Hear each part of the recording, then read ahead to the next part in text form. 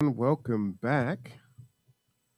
We gonna have another conversation here today. It is 12 p.m. straight up, July 5, 2022.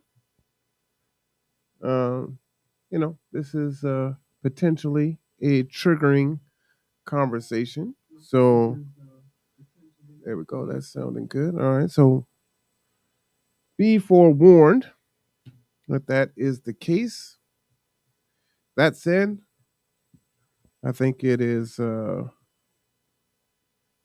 tremendously important that we have these conversations, and we aren't going to get anywhere. Well, we'll get something. We'll get somewhere. We'll become even more divisive than we are now if we are not able to have these hard conversations. In that, shout out to my buddy. We talk about safe spaces, and unfortunately, when we have these conversations about a space being safe, I don't really feel like we get anywhere. Now, we need to be intellectually honest, respectful, but we do need to listen and not just wait to interject our counterpoints or our talking points, right? It's the whole point of a conversation. It's not an argument, it's dialogue. And if it's a lot of tough things to have conversations about now. And, from a biblical standpoint, you are watching, sister against sister, mother against daughter, father against son. We're seeing this, right? Whether it's the war in Ukraine, Democratic Republican politics, Roe v. Wade, gun control, racism, it goes on and on and on and on. Um, and that's unfortunate. If you are cutting your family members off, what are you willing to do to those that aren't in your family? You know, what are you willing to do for those that aren't in your family? So I believe Elon Musk, uh, his child decided to cut him off. And there was a politician that I saw over the weekend whose daughter cut him off because his political stance and taking action as a politician on Roe v. Wade. And so that's unfortunate, right? That's unfortunate.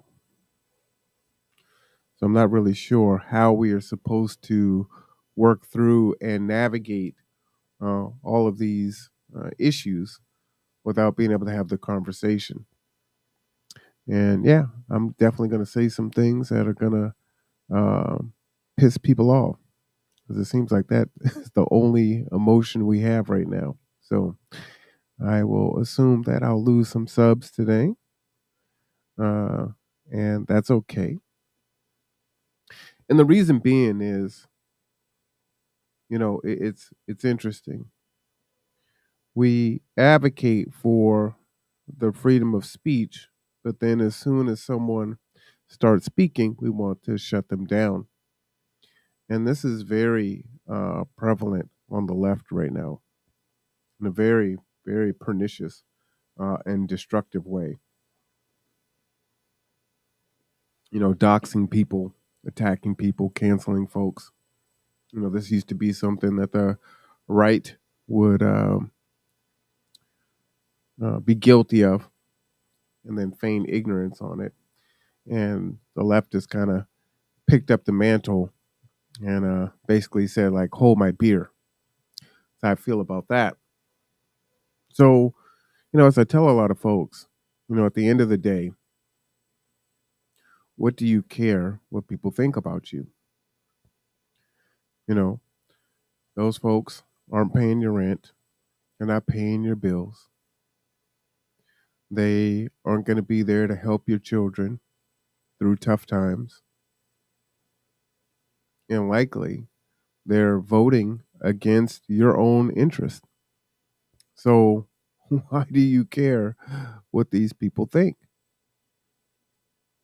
But we're in this social media society right now, and that's what it's all about, right? Clicks, subs, how many blue check mark, how many folks are watching me? Instagram models, influencers, on and goes.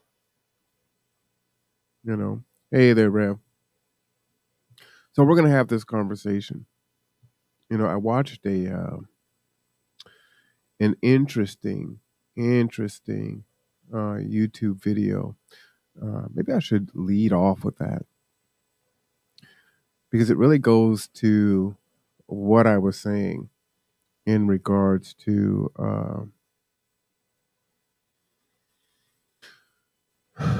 you know folks just not respecting people's positions, right? And you can go so far to a point where it's like there's really no coming back from that. So let me give you an example. And what's interesting too is we can see these things happening, and then Oh, unfortunately, um, these folks are decision makers in many other aspects. And it's like, if you feel this way in that regard, how can you, um, be trusted to make policy without this bias, without this, just severe slant?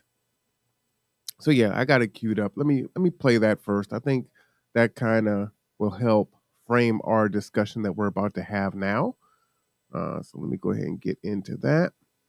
Now this is the Young Turks. So again, fair use. You see that on the bottom there. This is Anna Kasparian from the Young Turks. She is the co-host to Jank. I believe that is how you say his name. But this is how she feels about the Bible and Christian values. All right, let's go ahead and play that. these comments might be strong, but it's how I genuinely feel. I don't care that you're a Christian. I don't care what the Bible says. Like, I feel like it's a clown show, like sitting here trying to decipher what your little mythical book has to say about these very real political issues, right? I don't care if you're Christian. In fact, I will fight for you to have your religious liberty and practice your Christianity. That's contradictory just in the first two sentences, right? So again, singing, shame, insult, guilt, and the need to be right. Why would you shame and insult Christians for how they believe? One of the reasons why it's very hard to have conversations and work through solutions with folks that have opposing opinions. Let's continue. Now, this is one of the biggest news shows on the internet. One of the biggest. They are everywhere on every platform. Let's continue. I believe in that. I don't believe in Christianity, which means that you do not get to dictate the way I live my life based on your religion. I don't care what the Bible says. You have every right in the world. All those women who identify with your religion have every right in the world to not get an abortion, to not take birth control, but they do not have the right to dictate my life and what I decide to do with my body. I don't care. So here, again, it's like, all right, so you get to have your beliefs. You believe in the Bible. You believe you're a Christian, uh, but you don't get to put that on me. The irony here is it seems like the opposite is true, right? So I'm an atheist, and so I'm going to tell you how it's going to be. But they don't see that, or at least her, I'll speak for her, and folks that think like she does, don't see the imposition of their position onto Christians and folks that believe in the Bible. Let's continue. Care about your goddamn religion. I'm so tired of having nonstop conversations about what the Bible says. You live your life in the way that you interpret the Bible. Again, I don't care, but you don't get to take the Bible and tell me, well, the Bible says this in this chapter, in this verse. I don't care. I don't care. I don't believe in it. And I have the right, based on our Constitution, to not believe in it. And so, yeah, she's right. But at the same time, I The also have the only right time religious freedom based is on the- invoked is in the hold on, let's- name of bigotry and discrimination. and AOC, then we have the right to the opposite position, correct? Now, again, what I find pernicious or dangerous in this is when someone is that emotive and feels so strongly that, to me, it would appear that the way that she views things is going to be filtered through that lens. And because, Christian people may be more conservative in their thought process on, what is acceptable behavior or what's not, becomes tremendously problematic. And again, you have millions and millions of people that are watching. And what's pretty dangerous to me is, for the most part, sounds pretty rational most times. So it's really important as you consume information from people, even from myself, chew the meat and spit out the bones. Listen to what people are saying. Listen to what I'm saying. Analyze it for what it is. Understand, yes, we all have domestications. We're all going to have different things that have brought us to this point, that have created our values, the things that we feel are important, how we carry ourselves, how we behave ourselves, how we determine what right and wrong is, right? Our ethics, our morals.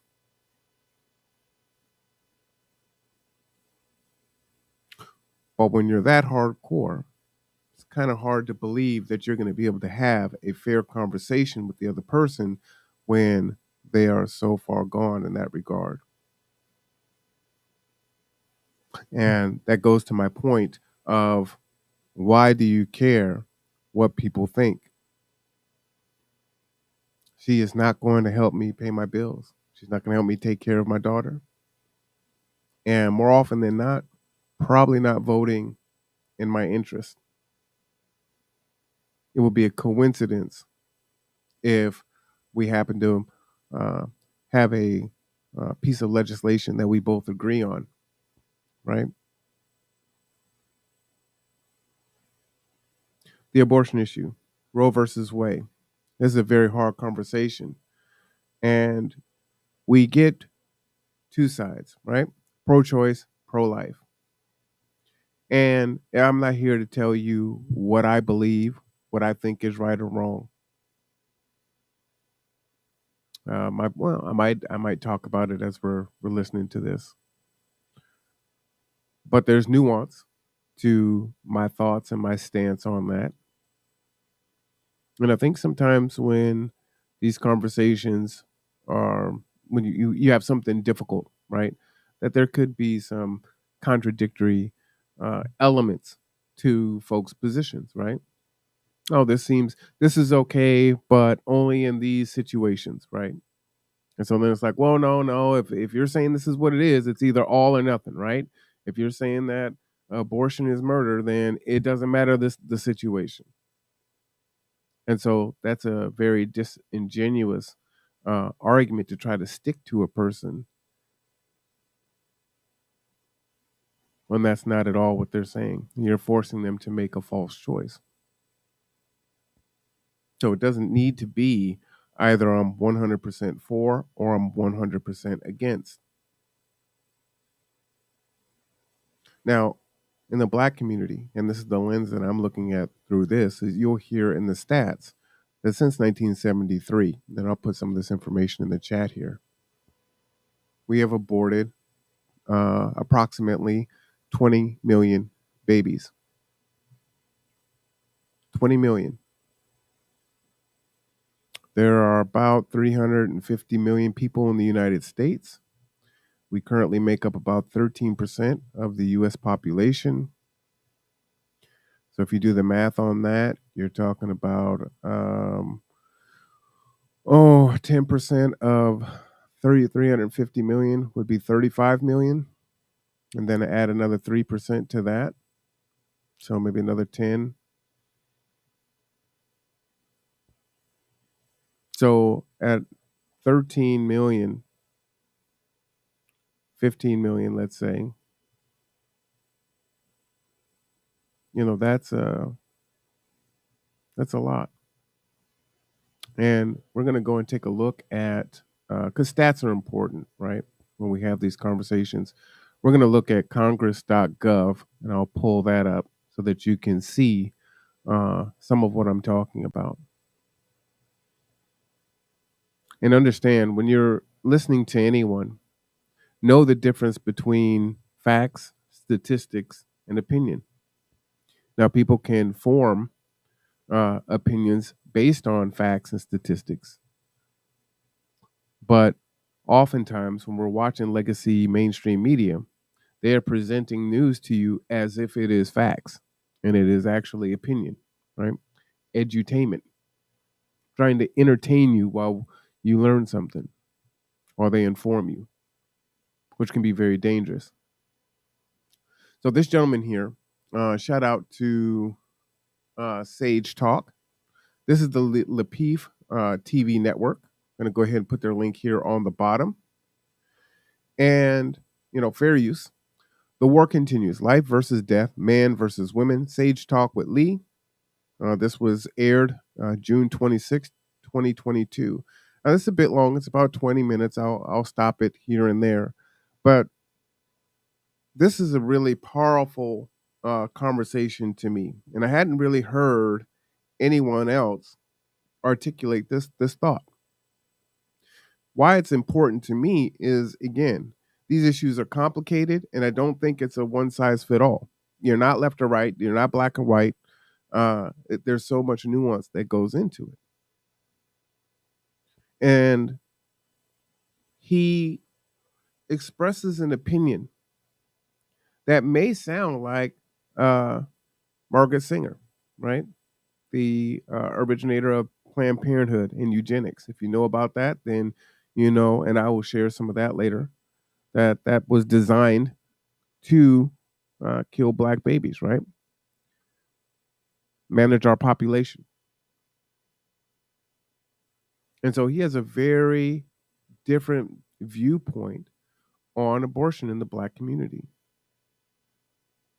And part of what we do here at the Conduit is we elevate voices that aren't typically elevated. So you can turn on any left-leaning pro-choice channel and you can get that perspective. You can turn on any leaning pro-life channel and you can get that perspective. But it's hard to find something that's in the middle, where there are elements of both. So let's get into this conversation. In fact, he talks pretty slow, so I'll turn it up just a little bit. Not too fast. I listen to things really quickly. So I want you to stay with the conversation, so I'll turn it down a little bit. All right, so let's get into this here. Okay. Well, today's conversation, the topic, the war continues. Life versus death, men versus women. Today's conversation, I'm sure, will be emotional and to some, possibly even triggering.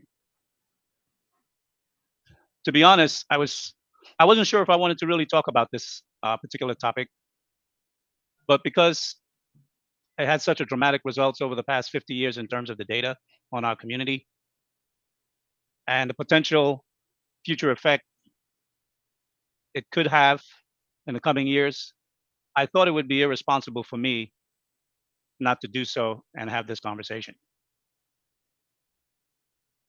Normally, I'm not the type of person who like to go into a lot of statistics, tout them. I usually, read them on my own, look at them just so I'm aware. But most of the times, from what I see online, Black people in general, but particularly Black women, they do not like stats, particularly when those stats show them in a negative light. And I encourage you to give your opinion on this. Now, I am very sure that you could be tremendously fearful that you may be canceled for giving your opinion. And so, if this is going to jeopardize your job or your relationship with your family, co-workers, your community organizations that you're a part of, then you may not want to weigh in on this. Because again, as I stated at the top of the hour, right? Daughters are, or children are cutting their fathers off because of their beliefs. Folks are being doxxed. They're being attacked. And that's unfortunate. Let's continue. However, for today's show, I will cite just a few just to give some depth to the conversation as we continue into the discussion. And I'll do so at the beginning so I'm not inserting stats as we go along. I just want to drop them. And if anyone wants the link after the show, after I'm finished with the monologue, I can go ahead and drop the link in the back chat, and then JR can drop it in the open chat for everybody, whoever might want to check it out. But overall, and this was on the ChristianLifeResource.com, or resources with an S. Abortion since 1973 until 2017 in the United States. The stat shows 63,459,781 children deleted. Again, that is ChristianLifeResources.com 2021/0119 U.S. abortion statistics by year from 1973 to current. Michigan statistics, and this is Multicultural Outreach Black Abortion Statistics. It shows Black women 23% out of 1,000, meaning 23% of 1,000, what's that, 230.6 children per 1,000. White women, they're showing 6.6% per 1,000. Hispanic is 11.7 per 1,000 states. The Michigan statistics really call in to Black people as a whole. They gave a broad number for the total. They said more than 20 million. They didn't give an exact absolute number between 1973 and 2019 from the national stats. In Michigan, it shows 38.4% Black women in 2019 of all deleted children. And out of that 38.4%, 93.4% of women having these deletions were unmarried. This is Michigan residents. The population for Black women in Michigan is 14%. And out of that population, we accounted for, or Black women accounted for 55.6% of all total deletions.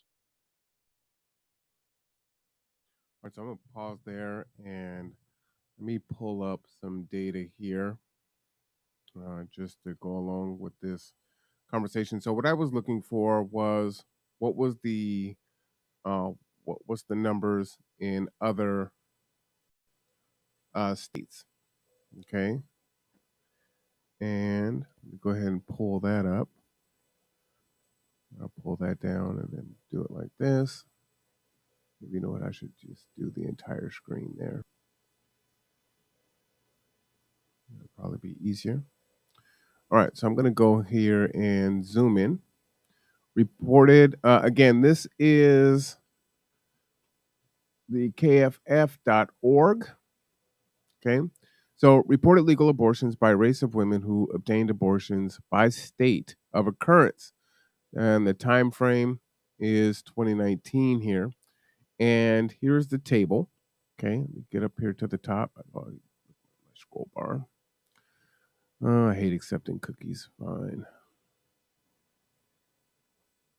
So in Mississippi, we're looking at, I categorize this by, percentage by race, by state. So in Mississippi, which is number one, Black women, 74% are the ones having abortions in Mississippi. In Georgia, 65%. In Alabama, 62%, and on and on and on, right? So we're seeing a lot in the South, right? District of Columbia, Michigan, Tennessee, Virginia, and on down. Now, there are a number of states that do not report.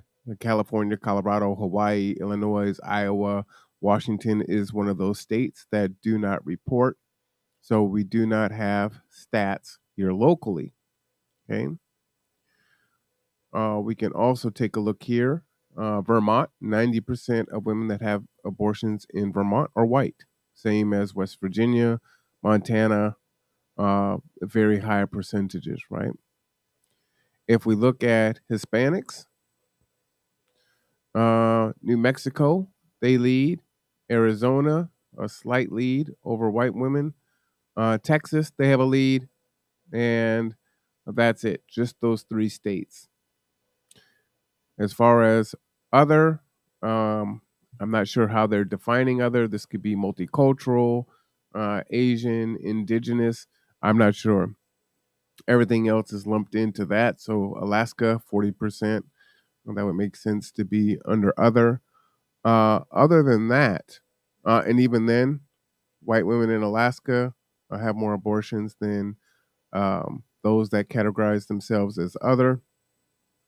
And then after that, the numbers drop quite severely. So I just wanted to add that as a piece of information as we're looking at our stats here. Oops. Go ahead and close that.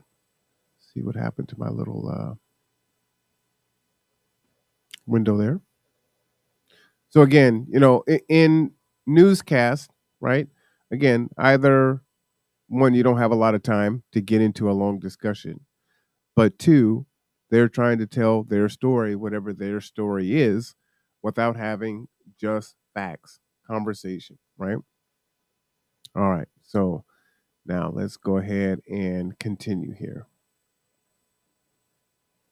With those numbers, it's just really unthinkable for me not to have at least have a conversation about this overall.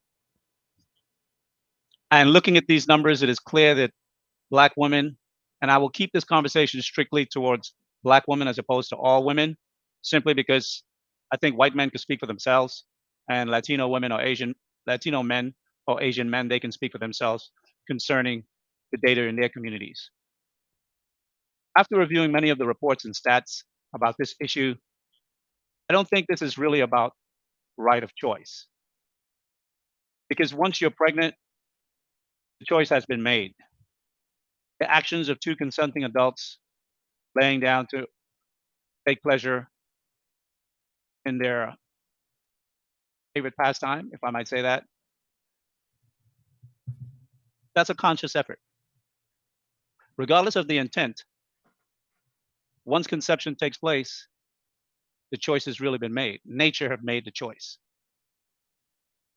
So what is it that women want when they say they want the right to choose? Because we know once you're pregnant, nature have made the choice. What they're really saying is that we want the option to kill. And that's the real argument. But we don't want to use. Now, this is opinion, right? So for those that believe that abortion is murder, then they would agree with this position. For those that do not believe that, they're going to say, well, that's not true, right? So this is opinion based on what people are thinking. Now, you can argue the semantics of what is murder and what is not.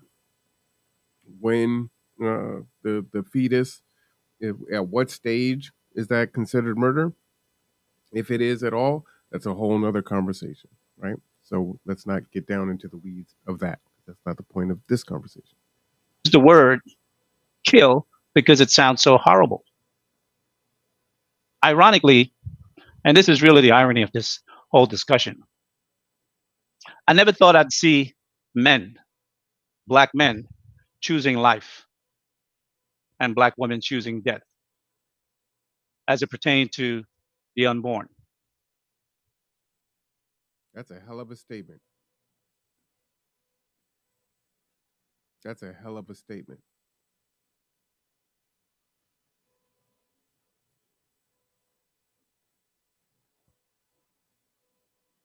So, for this conversation, I'd like to look into this issue from a different point of view, possibly not the viewpoint that many have been talking about over this weekend. But I'll look at it from more of a contrarian perspective, you might say.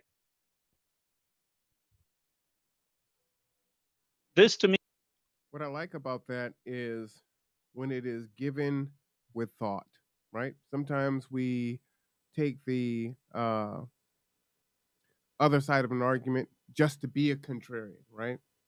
Not to add any value to the conversation, but you've been in rooms with folks like that. They just kind of throw these grenades in the room. It doesn't do anything but whip people up into a frenzy. It serves no purpose. They don't believe that anyway. And it's like, so what was the point of that? Right? It was a useless exercise. Here, what Lee is doing is he's saying, okay, let me look at this in a different angle. Let me analyze it earnestly from another viewpoint, and let me see how that jives with how I currently believe. Through that investigation, through that research, will that influence one way or another what I believe, what I think? And like I said, this is very interesting. Let's continue. is a war of ideas or ideals between men and women from different perspectives. It's easy to recognize, obviously, now that we live in a more modern society, and there's no longer a need for us, or for women particularly, or a family for that matter, to have 8, 9, or 10 children, or in some cases more. Those days are bygone days. Children are no longer necessary to have in large numbers for survival, to work, and bring in money for the family. In fact, the future of the world will be even more modern and even less need for many people, i.e., AI. AI, artificial intelligence, and robots will more than likely do many of today's menial jobs. So the need for many people will not be a necessity. Mm. That's just a fact. And we're seeing that already, right?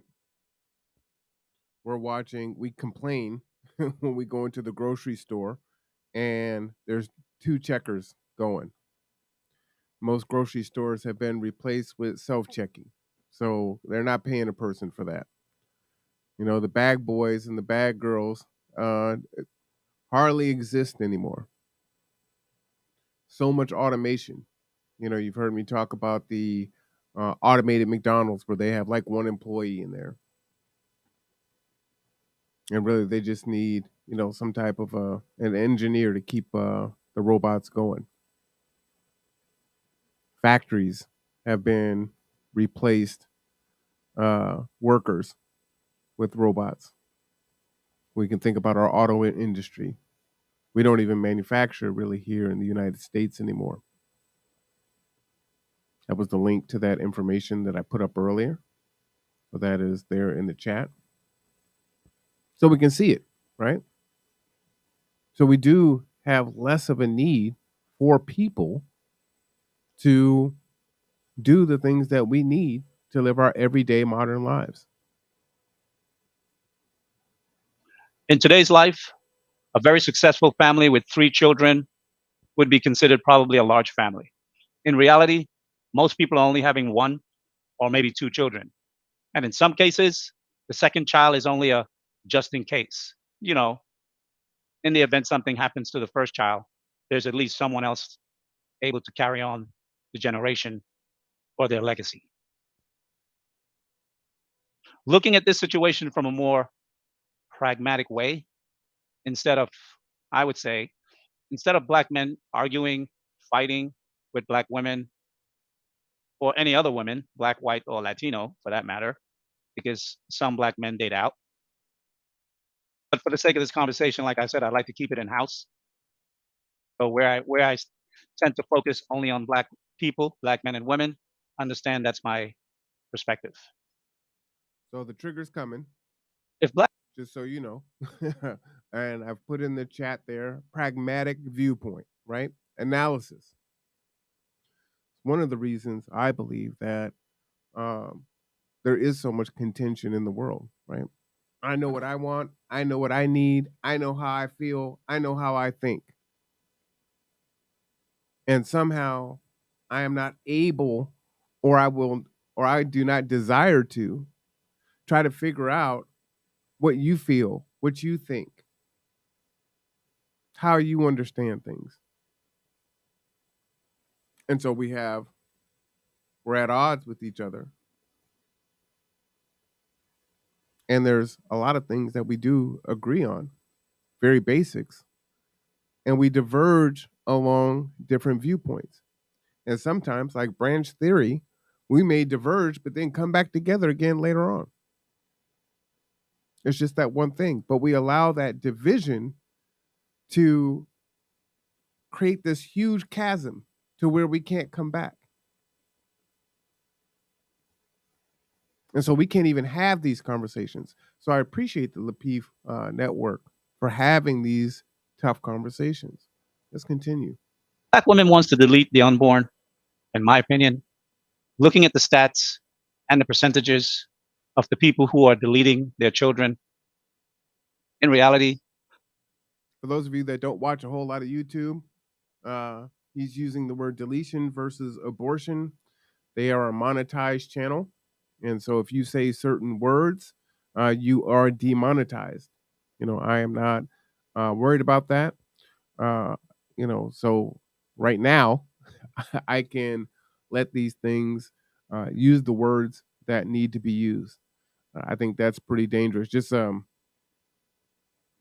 digress for a bit, I did a show earlier about the mass shooter yesterday on July 4th. And one of the things that YouTube did immediately was to scrub, not just YouTube, Twitter, Facebook, all the social media sites, scrubbed all of this stuff off, right? Instantly try to delete it. And my thought is, how cowardly for you to now delete all of this stuff. You've watched me for those of you that have subbed to the channel. You've seen me. I've got 2 strikes on Facebook currently now. I mean, that just came out last week. Don't know why I would get a strike, right? I've had people claim music that has come off of Adobe, right? That is fair to use for anything. Like my intro music, right? Craziness. And so his viewpoints have been out there the whole time. You can Google YouTube, you'll hear people talk about black men as we're bullet bags, right? To, only abort black male babies. That stuff is out on YouTube. It's out on social media. But that stuff is able to thrive and survive until something like this happens. Then they're quick to scrub it. Like, don't scrub it now. It was all good before, right? You were monetizing off of his hate, off of his beliefs. And a lot of us, from a racism standpoint, we actually like our racism straight up in our face. We don't like this Washington State Northern racism. The racism where you smile in our face and, oh, you're such a good guy, and yada, yada, yada. And then you're tearing us down behind our back. You're voting against our interests. Reparations would be one of those talking points, right? On the one side, you're saying, oh, hey, I understand you've been through this and that. You've been oppressed and slavery and Jim Crow and institutional racism. You can identify and say all these things. And as soon as you say reparations, like, the record scratches.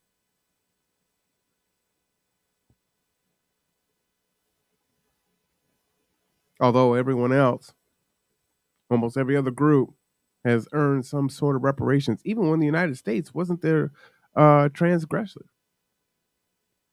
But when it comes to us, you're not going to make us whole. All right, out the rabbit hole. Back to the conversation. And this might be a hard pill to swallow for some. My intention is not to overtly offend, but I'm pretty much a straight. Again, his plan is not to overtly offend. And we have to keep taking care to say these things over and over again. And some will say, oh, you know what? He's a coon. He's a sellout. He's an Uncle Tom for this thought process. Let's keep going. Talker. Those who know me personally would know that. And I think those who have tuned in to my discussions and conversations over the past 6 months or so have somewhat gotten familiar with my style. As I said, the percentages of the people who are doing the deleting of children is the people who are less educated, less ambitious. They contribute less to the society and take more out of society than they put in. So it's probably an advantage to society to allow these people to just really delete the children that would come into our society and just leech from the government. Let me restate that. That might be a little bit too harsh.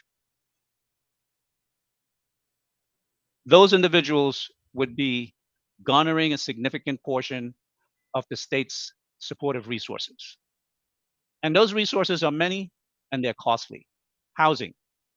The cost of housing is continuously going up. And usually, when the price of a resource goes up, it rarely ever comes down. So we're looking at housing, we're looking at food. Water is a big thing. Potable water is serious worldwide. Healthcare and medicine, insurance, energy, transportation. I mean, the list goes on. It's significant. There are basic things that has to be provided for people who are unable to provide for themselves in a productive way in a modern society. Obviously, we are not animals. We cannot let people just starve or live in the street. That's debatable because we seem to be doing that like professionals right now. So I disagree with that statement.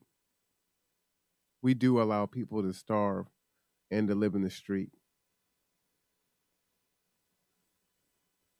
We support policies, laws to do just that.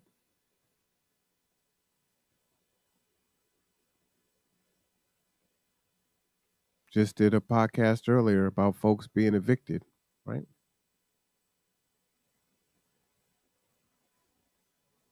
Which is interesting, right? I told you sometimes these things can be contradictory. So you're pro-life, but then once the child is here and is growing up, well, they're homeless, they're hungry, they don't have health care.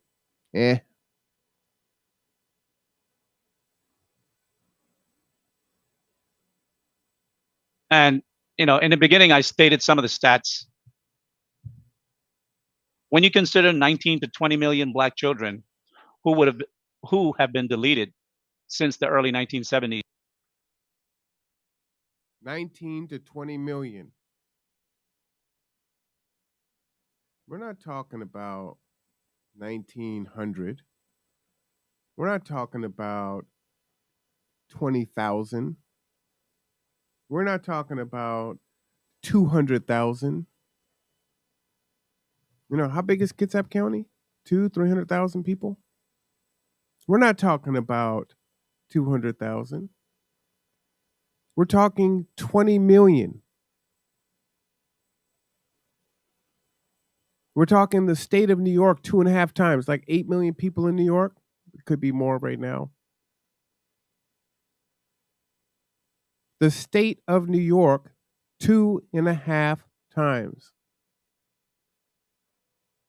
Let me pull those numbers up so I'm not wrong. 20 million. since 1973, since I was born. That is an astronomical number. We can't gloss over that.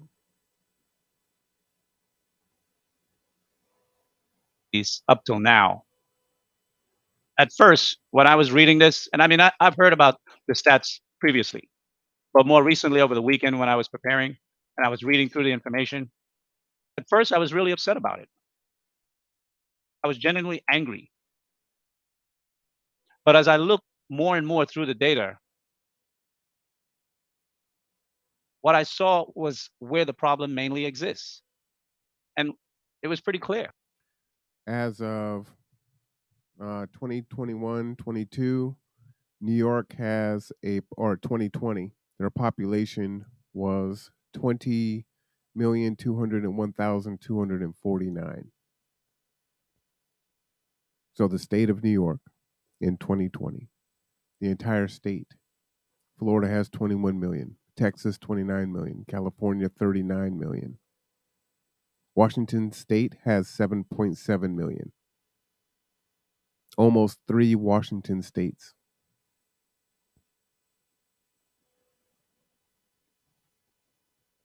I'll put that in the chat for you.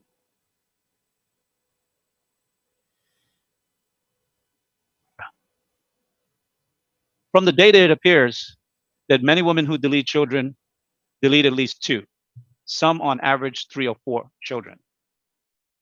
Those are our people who are having these multiple deletions again and again.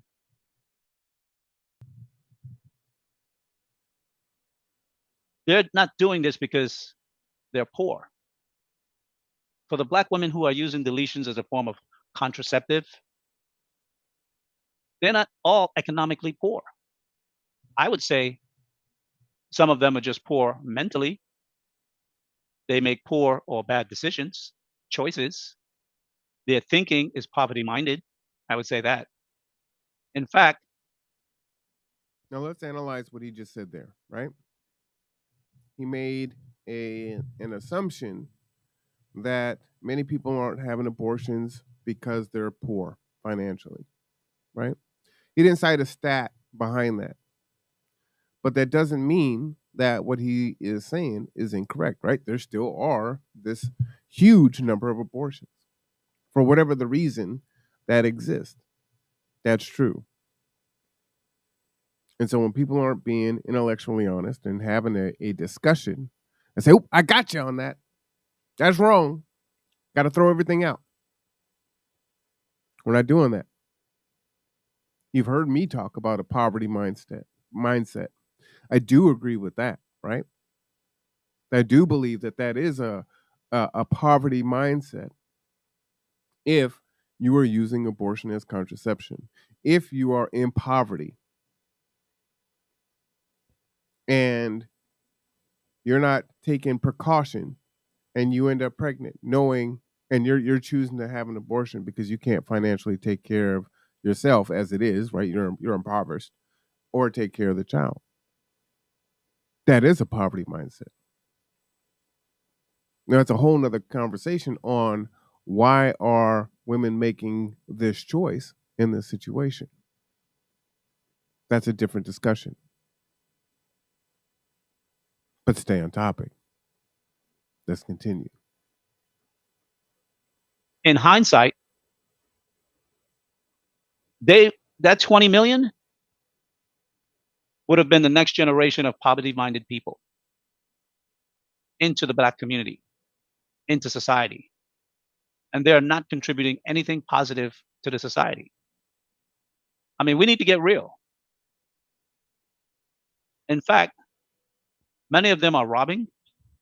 They're robbing the society of its wealth. And they're robbing the Black community of its wealth. So if they want to call their own segment or group and keep it small from growing and proliferating the Black community with violence, uneducated, unproductive people, those who don't contribute to the betterment of Black America, accept nothing but death, crime, and violence, I would say let them. let them. I think it's a good thing. I mean, if we really analyze this from a practical standpoint, we, black men, are trying to fight for something that is really holding us back in reality because we care. But there's some people who don't care, and we have to realize that. I think there comes a point where we should just allow them to do what they want to do. I'm not saying we should go out and advocate for this at all. That is not what I'm saying. Don't get me wrong. However, for the women who want to go out and do this, I don't think we should be an obstacle to them. We must realize that these women are doing society a good service.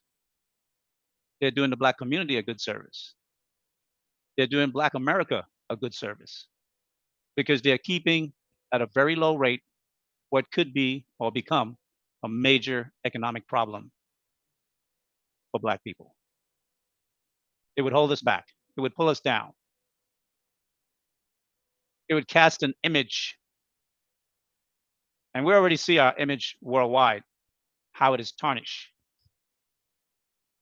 All right, so he said a lot there, right?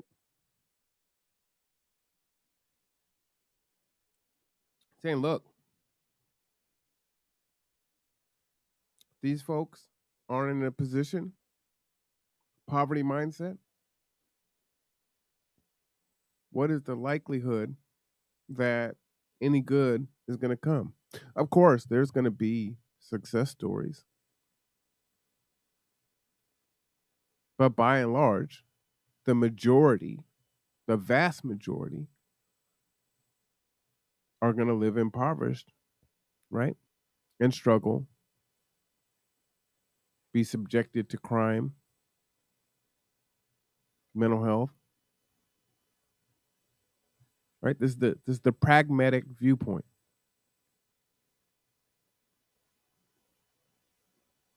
And we can look at Chicago or LA and the shootings and the deaths that are happening every week, especially on the weekends there. If you watch national news, you can follow that. You can see, right? And I've talked about this before. At what point does that cute little baby boy of 5, 6, and 7 end up terrorizing and running the streets at whatever age? They get absorbed up into the gang, say 15 and up, and now they're shooting and killing each other. And good folk are held hostage in their own communities. And there's no help. There's no recourse. We can't. Who do you hold accountable for that? You know, we have the hard conversation and we say, hey, you know, these mass murders, Buffalo, right? This kid, the parents are the first teachers. Typically, the mother is the first teacher in the home. Now, what I'm going to say, hit dogs holler, right? So when we're looking at these racist children coming into young adulthood, Klebold and everyone else, and they're going out and they're killing black folks and Jewish people, whatever the case may be, that's learned behavior. Where'd they learn it from? They had to come from home. And in the black community, we're quick to point that out. But what's happening in the black community, in the Chicagos, in the Californias? Where's the accountability there? This is one of my critiques on the black church, where everything goes now. There's no accountability.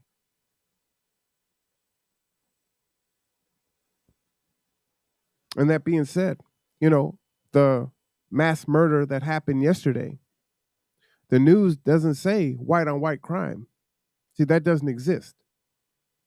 They only give you black on black crime, right? Uvalde was there. I think the 18-year-old was Hispanic.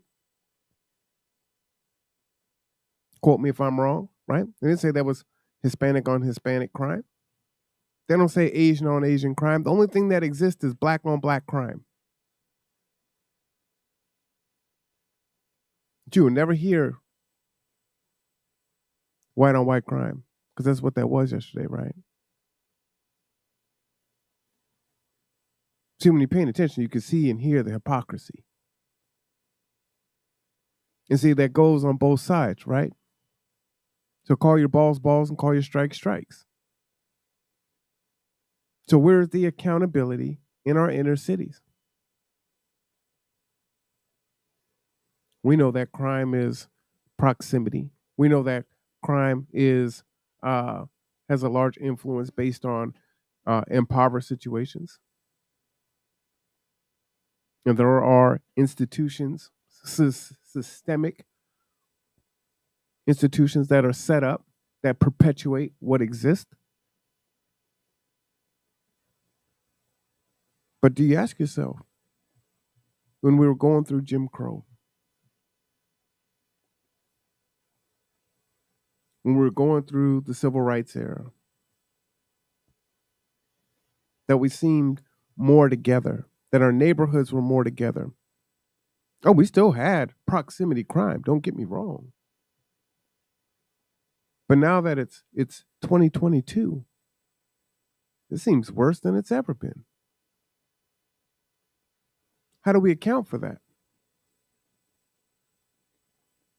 So let's look at not the symptom. Let's not stop the bleeding on the gunshot wound. Let's take the bullet out. Because we never really addressed the problem. You know, again, when I'm down in this rabbit hole, I was watching a news report just before I came on, and they were saying the mass murderer yesterday bought his guns legally. Oh, and he had another long gun in his car when they pulled him over. What difference does it make if the gun was bought legally or illegally? They both kill the same. Doesn't really matter. And so I'm listening to the reporters asking these stupid questions. So we can spin around in circles and say, oh, we need to ban this gun or we need to ban that. Not going to address what's actually happening. It's not going to actually fix the issue. Right? And for those that would argue, well, you know, he was able to get off so many rounds in, you know, a matter of seconds. Well, I also showed you where 8 cops were able to fire more than 100 rounds in 6 seconds. In the same podcast.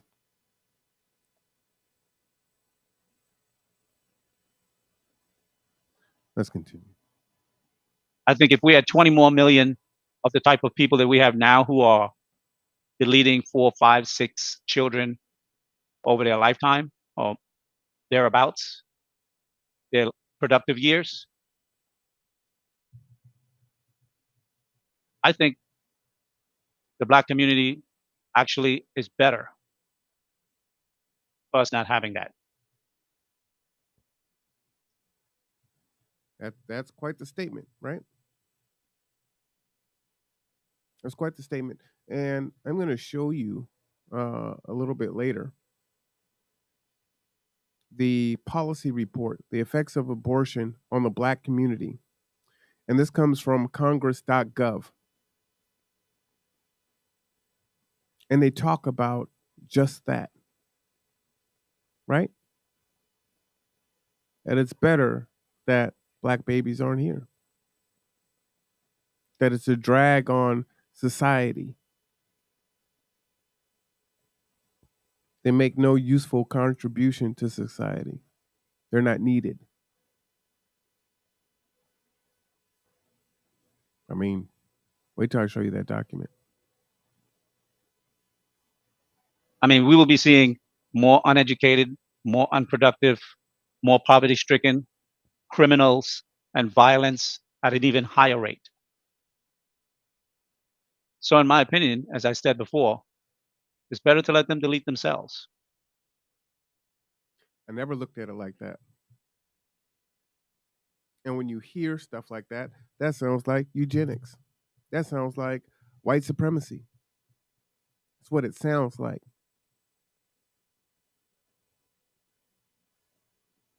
Doesn't mean that it is. That's what it sounds like. Because remember, it's not just black women that are aborting their children, right?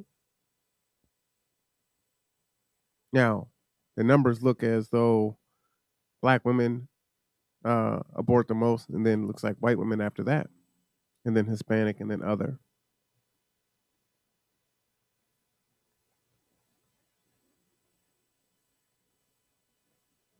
But there's some classism in there too. I think we could agree on that. And again, he is speaking from a pragmatic thought process, right?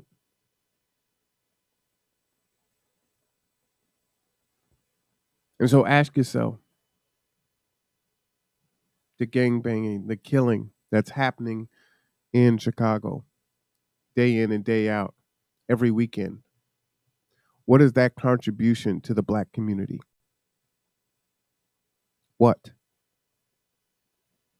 They're going to a funeral. Folks are living in fear. It's destroying property values. Folks are able to throw that into our face and say, well, why don't you go ahead and deal with your black on black crime before you try to talk about racism and white nationalism and systemic issues and this and that. So from a pragmatic standpoint, kind of makes sense. Let's continue. I understand. Oh, and one other thing. For those of you that are like, oh, this sounds like some cooning and buffooning and some Uncle Tom stuff. You ain't in Chicago. Your son and daughter ain't growing up on a battlefield. You're not choosing to go and live there.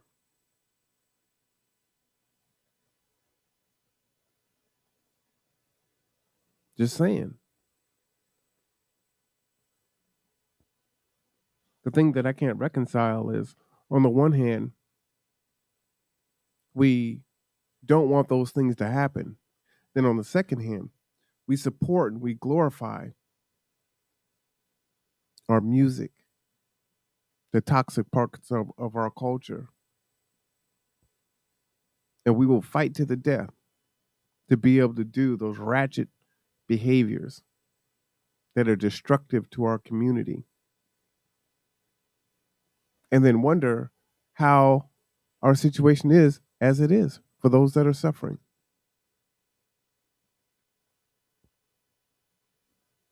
But folks will fight you on the music. Folks will fight you on those parts of the culture, right? Let's go. And the way I say things may come across direct and straight and uncaring. And some people may find this offensive or may even get triggered. But let me say this. What if we flip the situation? What if the scenario was totally different? What if the government came in with a plan and they had a matrix to evaluate everyone in the society, men and women, black, white, Latino, Asians, everybody, not just black people, but everybody in America, both black and women, both men and women, I should say. Let's use a random number like age 25. Every time a man or a woman became to age 25, like in some countries, Israel, you have to go into the army. That's both men and women. But let's say in the United States, they had a test to evaluate your future value to society.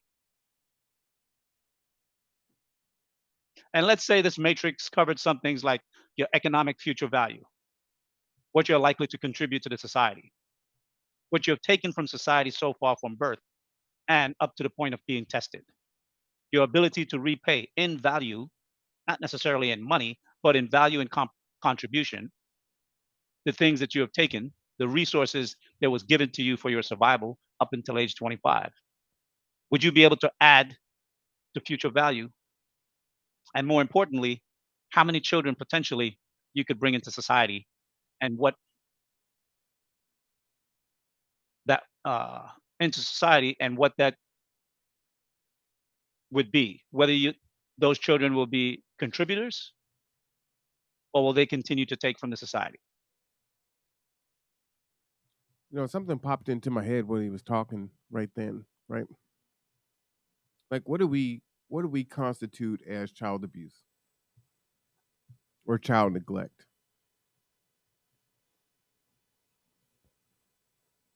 You know, if we saw a news article and it said, you know, the mother uh, was not feeding their child, was neglected, CPS would come in and take the child or get involved.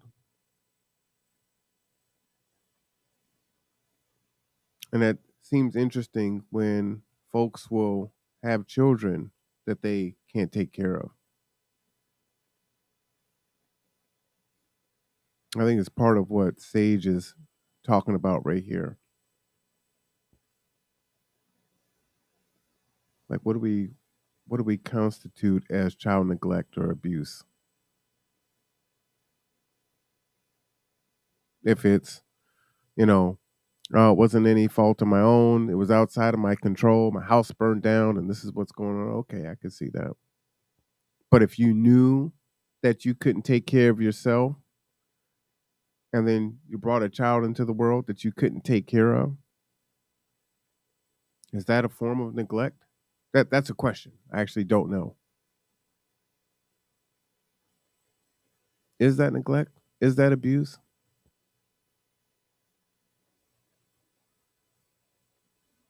You know, I think one of the solutions to this whole thing, regardless of what side you're on,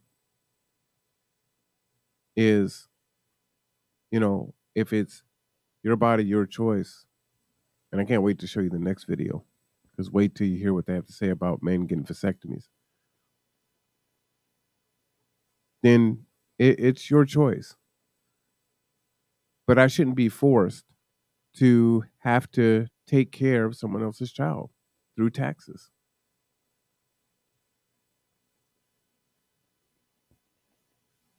So maybe there shouldn't be any social services in that regard. It's your choice, and that's fair and fine. And so if that's the case, then there's no state assistance. You know, do the best you can. That seems pretty harsh. And there's a second part to that. Because there's, again, this contradictory piece that I've been listening to since this whole thing popped up, where it's my body, my choice, but if she chooses to abort, the man has no say in that. If she chooses to have the child, then he is likely to be on responsible for that child, but he had no choice. So I believe that a man should have the choice to financially abort. I didn't want the child. You decided to have the child. I should not be responsible to financially take care of that child. So I think if you put those two things together, you would see a huge decline.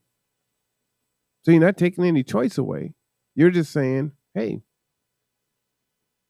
if you decide to have the child, there's not going to be any social service support for your choice. If you decide to have the child, which is your choice, and the man who has no choice does not want to be a parent, then he can financially abort.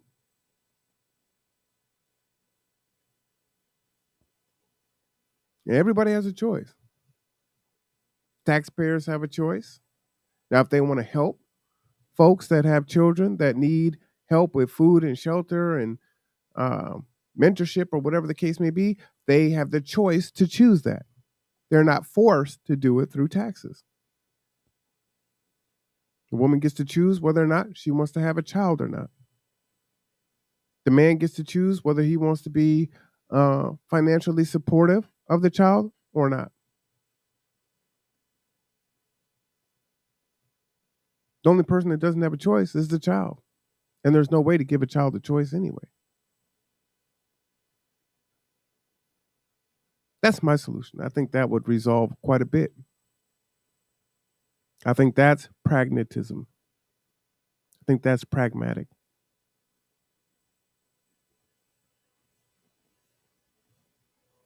What do you think about that? Let's continue. If they had a test for intelligent quotient, or let's say your test scores came back and you had low intelligent quotient, your education quotient was low, meaning your comprehension and ability to retain information, learn how to use it in practical application in life, making good discernible decisions. Your economic quotient, meaning your ability to make money, generate resources. Your future value quotient, what can you add to the community just besides the money that you would make? And your contributions quotient to society as a whole. If those things came back below the matrix requirement, and so on and so on and so on, right? I mean, you guys get my drift. A test could be complex. If the government was to implement something like that, and if your score was too low to be of value to society, and I'm not saying that they would delete you, but let's say your ability to procreate would be removed. You would be sterilized, both men and women. At the age of 25, if you fail that future value matrix test, you would not be able to bring forth any more children that would rob the society. Now, again, pragmatic. He is talking about potential solutions, right? Just as I laid out earlier. He's not saying that's what they should do, but he's trying to think through what can be done. And at the end of the day, there's not going to be anything that's done that's going to make everyone happy. There's no winner in this. There's going to be the best that can be done. So we can, it's so easy to say no. We know what we don't like, but it's hard to articulate what we're willing to accept. And all or nothing doesn't work. As you can see, right? The pendulum swings back and forth. In 73, it swung one way, and in 2022, it's swinging back another way.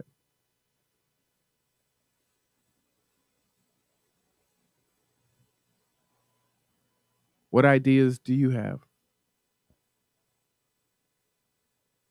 And again, I see more people joining. Thank you for tuning in on this difficult conversation.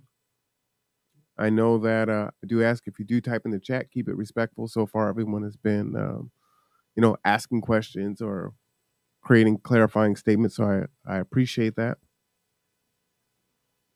But these are the conversations that need to be had. And they can be had. But if we're yelling at each other, we're not having a conversation. And we all know that when we're in the brainstorming session, some stuff is going to sound pretty darn bad and unacceptable.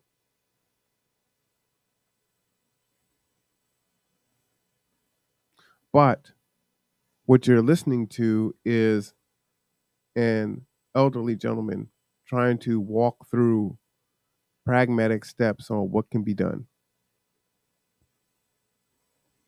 What you're hearing from me is, again, pragmatic and the most fair, if you will, things that can be done to allow all folks to have choice.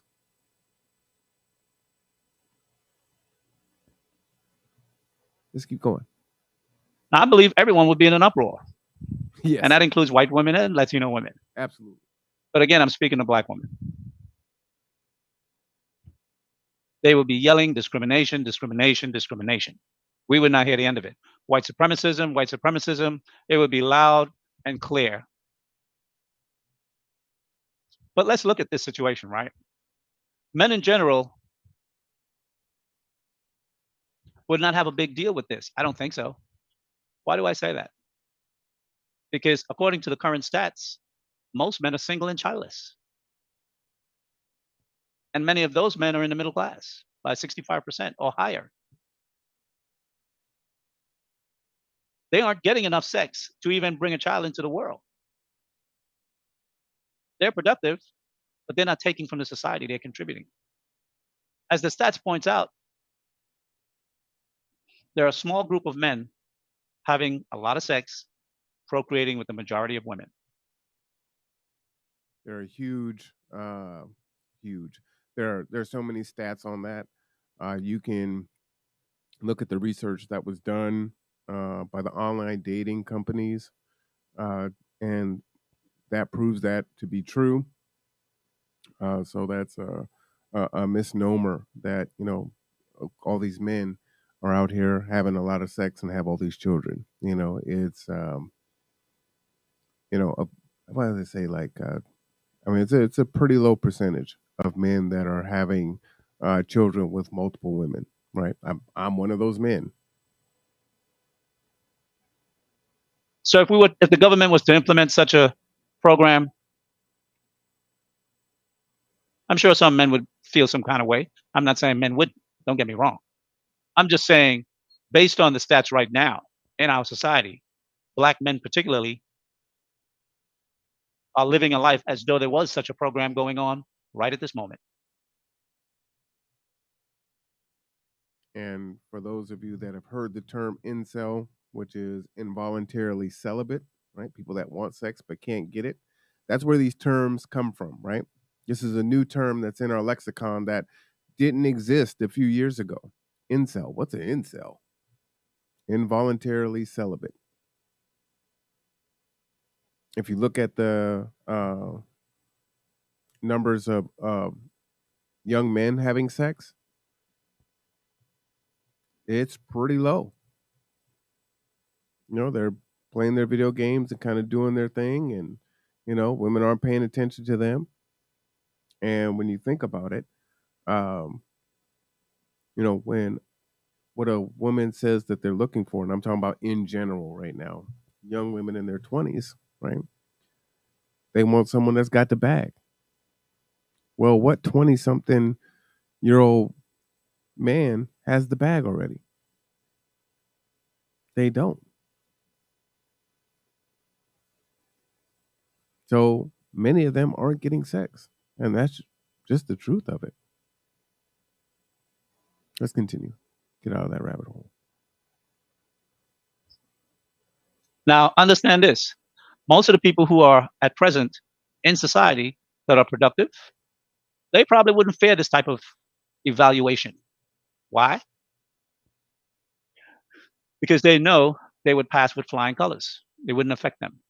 Again, they would not fear because they're already contributing to society more than they're taking. However, I personally would have been borderline, right? Only went to the 9th grade, got my GED 2 days after I turned 16, didn't start college till 24. Based on his metrics, I might have got snipped up, but here I am. on the flip side, the same people who would be doing all the complaining would be the same people who are fighting for the right to delete babies right now. Again, if the government was to try and do this, the same people who are now fighting for the right to delete their babies would be fighting the government not to stop them from deleting the babies. Hmm. Wow. It's part of that intelligent quotient I was talking about.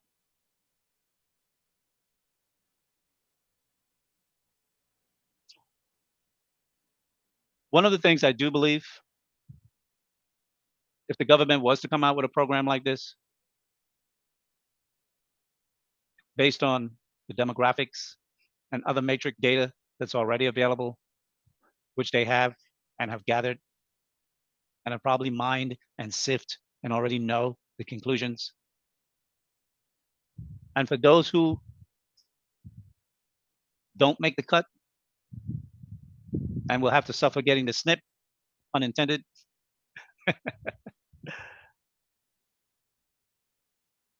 you'll be getting a special ID. Your job and your future would be determined. And in other words, you'll be relegated to possibly being nothing more than an organic robot, an organic AI.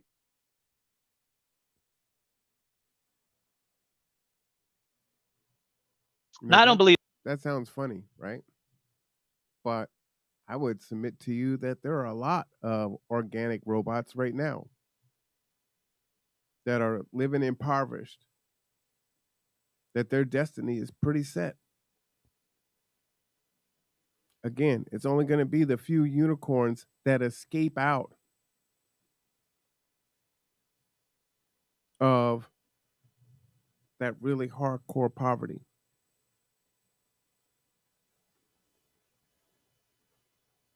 The majority, the vast majority, 80, 90%, right? That's why they talk about generational wealth right now. The hell is generational wealth? And are you really building it? Hear me talk about that, previously, right? If you died today, are you going to go? Are your folks going to have to start a GoFundMe to pay for your funeral? Are you willing to give up everything so that the next generation can have wealth? No, stop the cap. Stop the cap. It's a joke. What you have is generational poverty. Generation after generation after generation.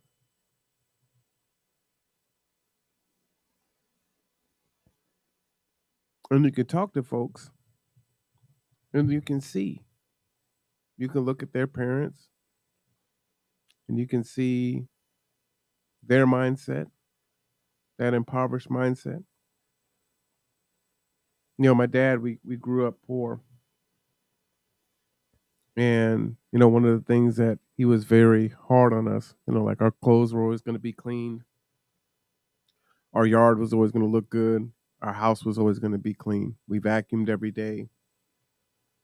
We cleaned every day. We dusted pretty much every day. There's so many of us, we all had chores, right? And so his thought was, just because you're poor doesn't mean that you have to live poor. You have to be dirty and messy. And so that's one of the things that I took from him. I find it so odd when people are like, "Oh, you're really clean for a man." Like, huh? Like, isn't everyone like that? You see people's cars a hot mess. The house is a hot mess. Like, what's he talking about? Poverty mindset, right? So I can tell you that Mr. Lee is generating an idea. He's not advocating for this. But it allows for dialogue and perspective and thought. Processing what do we do? Because it's all great when you have what you want. But the problem is half the country ain't happy. And when it flips, now you see it, right? So what do we do where both sides can live with it? The government do things recklessly unconsciously, coincidentally, accidentally. There are too many rich people. There are too many smart people. There are too many computers. I don't think things happen just by chance. I think the overthrow or the reversal of Roe versus Wade is deliberate. And it's not just politics. I think there's a greater planet afoot. Mm. I think the government did this deliberately That's a hell of a statement. because they want to implement something. We know the WHO, Bill Gates, and others, world leaders, they want to bring the world population down by a few billion, not by a few million, by a few billions. Ironically, and I'm not active on Twitter, but sometimes I do look, and LeBron James made a tweet, I think it was yesterday, and he made the comment that women from the South, i.e., poor black women, would be affected more by this ruling.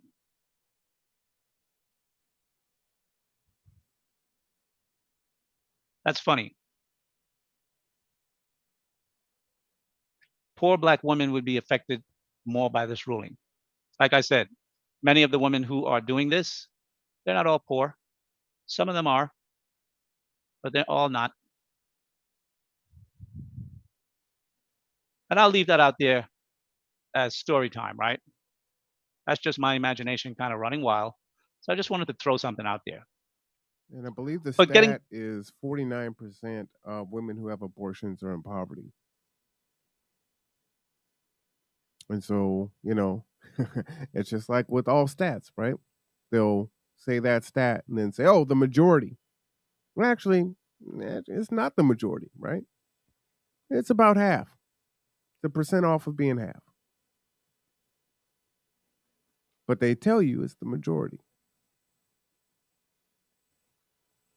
And we talked about stats and looking at stats and how folks will use stats, right?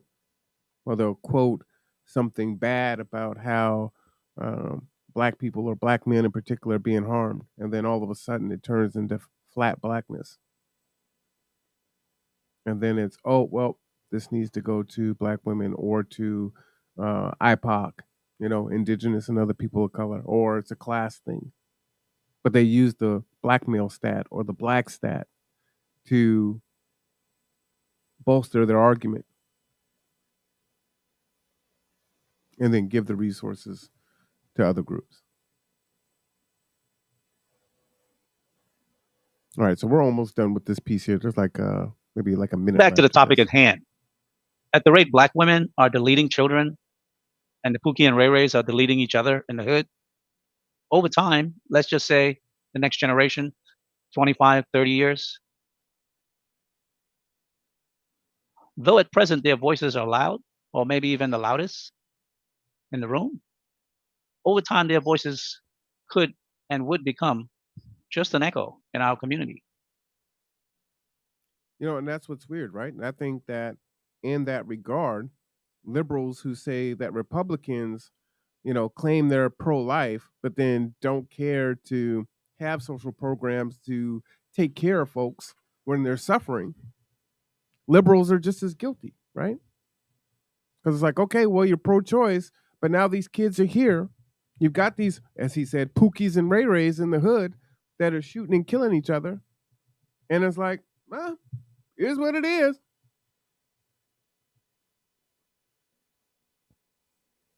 I was like, how to make that make sense? Make that make sense. I mean, in the last 40, 50 years, our women have deleted a third of our population. If we stand at 42 million or 45 million, whatever the estimates are, 20 million is 50% of that. So knowing that there would be 60 million of us, plus the children, that's 30% or 33%.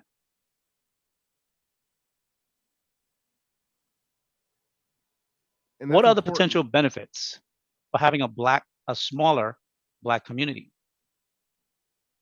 I wanted to. Now that's interesting, right? So first you would think, okay, if our numbers, those 20 million hadn't been aborted and their kids, right, exist, we would be stronger, right? Just by the sheer nature when I go to the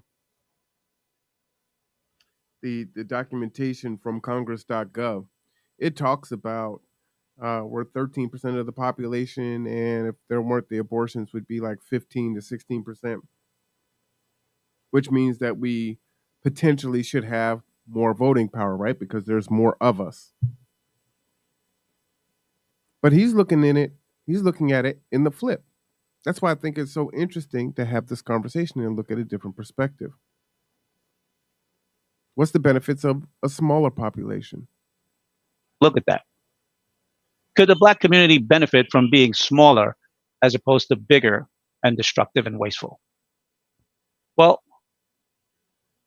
one thing is we could probably be more dynamic, more economically stronger, more successful as a group, more both intelligent and inventive, Mm. and possibly be more powerful as a demographic in America because the resources will be concentrated as opposed to widely dispersed and wasted. And for those of us who are already on a successful track, an economic track, if you're intelligent, smart, and you're contributing to the growth and building of society, your outlook and opportunities will only increase. They're not going to go down. They're only going to increase. And there will be many black women who will succeed. Many black women who want to build families. Those who see and understand the value of being with a black man and being together to achieve together. Because not all black women are reckless with their womb or their bodies to allow any guy with a penis to run up in them and squirt all over the place. Yeah, most people would say, "Oh, hit dogs holler," and would get pissed off, right? He didn't say all women. He said those women that allow that to happen. Just pulling the emotion out and analyzing the words. And make valueless deposits. That's a mining term that I picked up, making valueless deposits. Earlier, I said what the government has done with the revocation of this Roe versus Wade, I think, is a masterful stroke. Meaning, This is a bomb drop right here. This is a bomb drop. the best way to get somebody to do something is to tell them what? Tell them they can't do it. And what do you see Tell them now? no. You know that with your kids. Tell them no. Now, I'm not a psychologist or anything like that, but I do understand people. And I've lived long enough to experience and see things.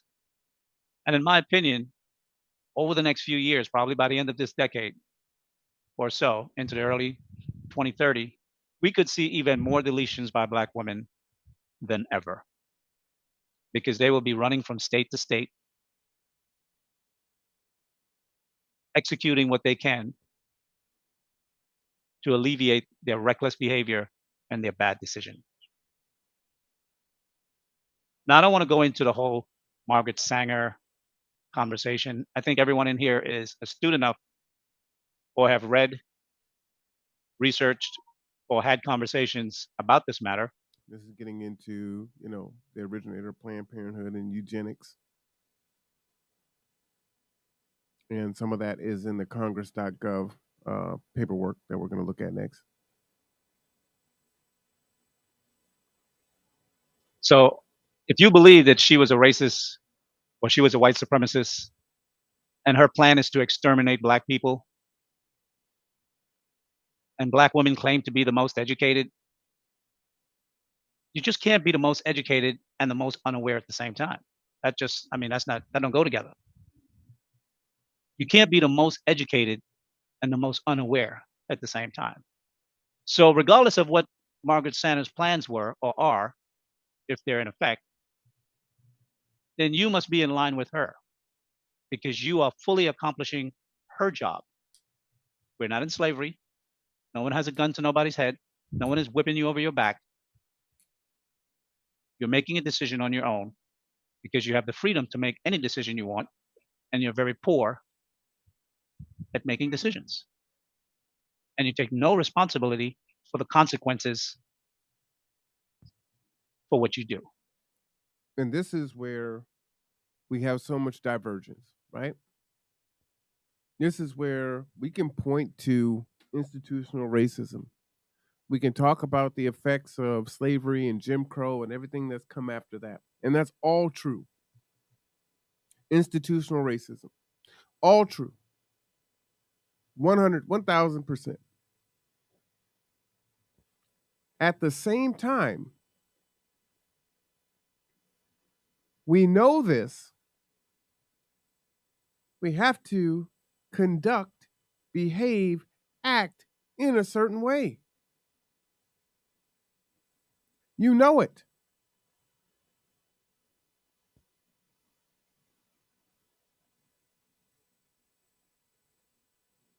You know it. You're aware. You know the history. You know what it is. So then, why? For the most part, we were having a conversation a few weeks ago about how it's so hard for Black folks to, work together. We're always at each other's neck. And then we say, oh, it's post-traumatic slave syndrome. Okay, you've identified it. So they don't actively have to do anything to you now, right? You put a battery in your own back. You're destroying your own community. You won't work together. You won't shop. You talk bad about the person. Crab in a barrel mentality. And we say, oh, it's slavery, it's white supremacy, it's racism, it's institutional. So then what, does that absolve you from you doing what you got to do?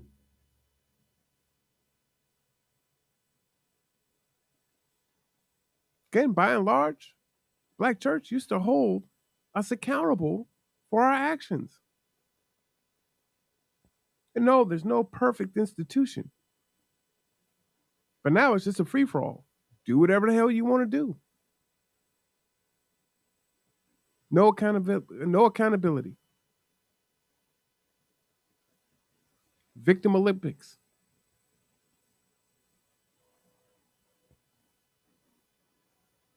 I mean, in short, those two things don't go together.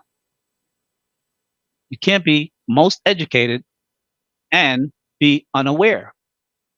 It's not possible. That's not how the brain works. To be educated means you've studied, you've learned, you know how to think, you know how to process information, and you know how to make good judgments, sound judgments. So if you're educated and you're making bad decisions, it says one thing: you're willful. You don't care about the consequences nor the outcome. I'm with that. Now, I know. So I'm going to stop it there for this part. Again, that is Lee. This is on the Lepif Network, so shout out to them. I think it's a great discussion, very different type of conversation. I think that adds value. And that particular episode is 5.5 hours long. So right after this, what he does is he has a monologue, and then after the monologue, he has people come up and they continue the discussion. So it's it's one that you'll be triggered for sure. You're gonna hear the N word and some other things on there, right? People actually do use that word. So whether we all agree with it or not, it is what it is. So that's there. Men and women both having the discussion. And I appreciate platforms like that are willing to have those conversations, knowing how dangerous that is in this day and time. Now, I said I was going to show you this report here. And again, this is from congress.gov. I'll go ahead and put that in the chat. And there's a couple things that I wanted to highlight in here that I thought would also be valuable for this discussion. Okay. This is a policy report. It's the CURE document, the effects of abortion on the Black community. So when you think and you say they don't care about us, they ain't thinking about us, yes, they are. They absolutely, you better bet your ass they are. Sadly, we're not really paying attention to our situation, right? So this was in June 2015. Introduction. Politicians argue for abortion largely because they do not want to spend the necessary money to feed, clothe, and educate more people. As Lee was saying earlier, many billionaires that believe that we need population control, and there's already too many people on the planet, right? And you're seeing food shortages, housing issues. It's more than just the United States, right? These are global issues. Here, arguments for inconvenience and economic savings take precedence over arguments for human life or human value in human life. Psychiatrists, social workers, and doctors often argue for abortion on the basis that the child will grow up mentally and emotionally scarred. But who of us is complete? If incompleteness were the criterion for taking life, we would all be dead. If you can justify abortion on the basis of emotional incompleteness, then your logic could also lead you to killing for other forms of incompleteness, blindness, crippleness, old age. This was then pro-life Jesse Jackson back in 1977. So apparently now he is pro-choice. Okay. Again, these are the conversations that Congress is having, right? And this is Black community. Okay. Abortion consumer. Disproportionately, the leading consumer of abortionist services is the African American female, according to a 2011 abortion surveillance report issued by the CDC. Black women make up 14% of the childbearing population, yet obtain 36.2% of the reported abortions. Black women have the highest abortion ratio in the county or in the country, with 474 abortions per 1,000 lives. Okay, this is back in 2011. That's damn near half.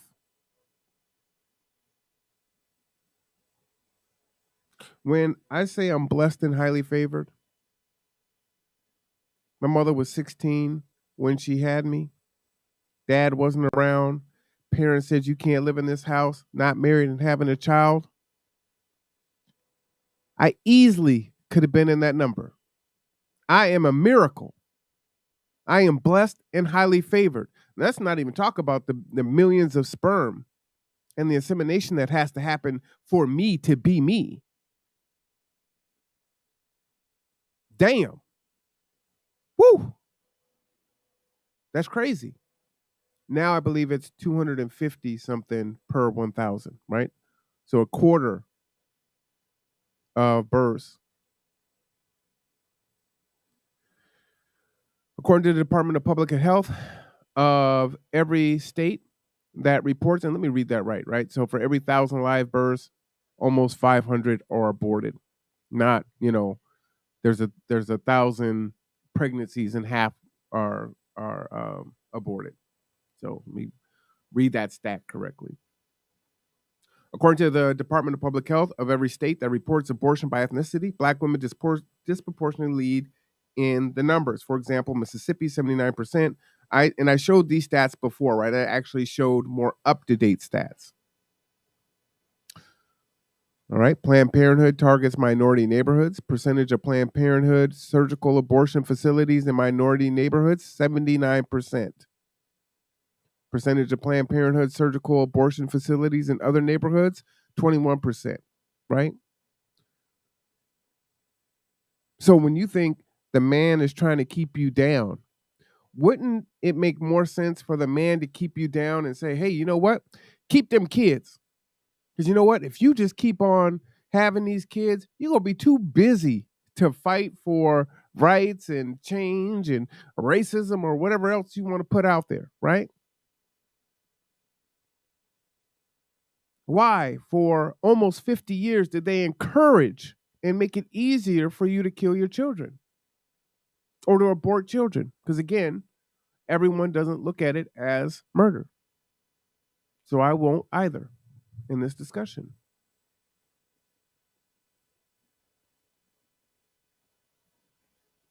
These are the things that you have to think about. Okay? The prevalence of abortion facilities within minority communities serves as a majority contributor to the rate in which Black women obtain abortions. Accordingly, right? Again, it's convenience, right?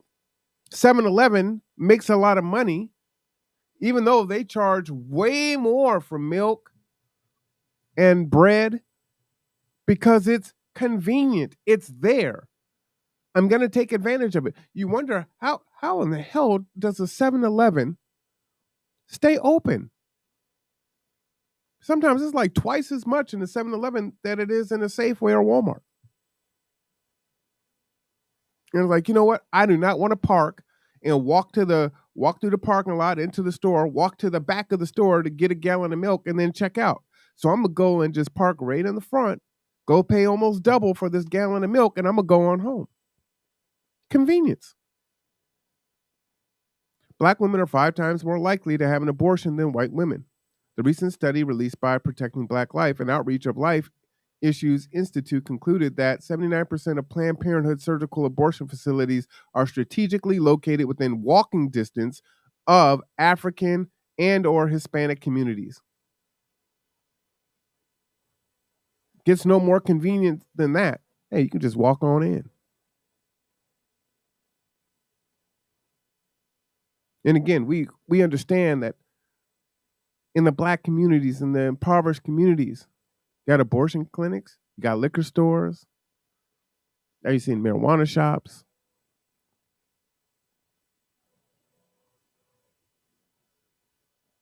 But it's so convenient.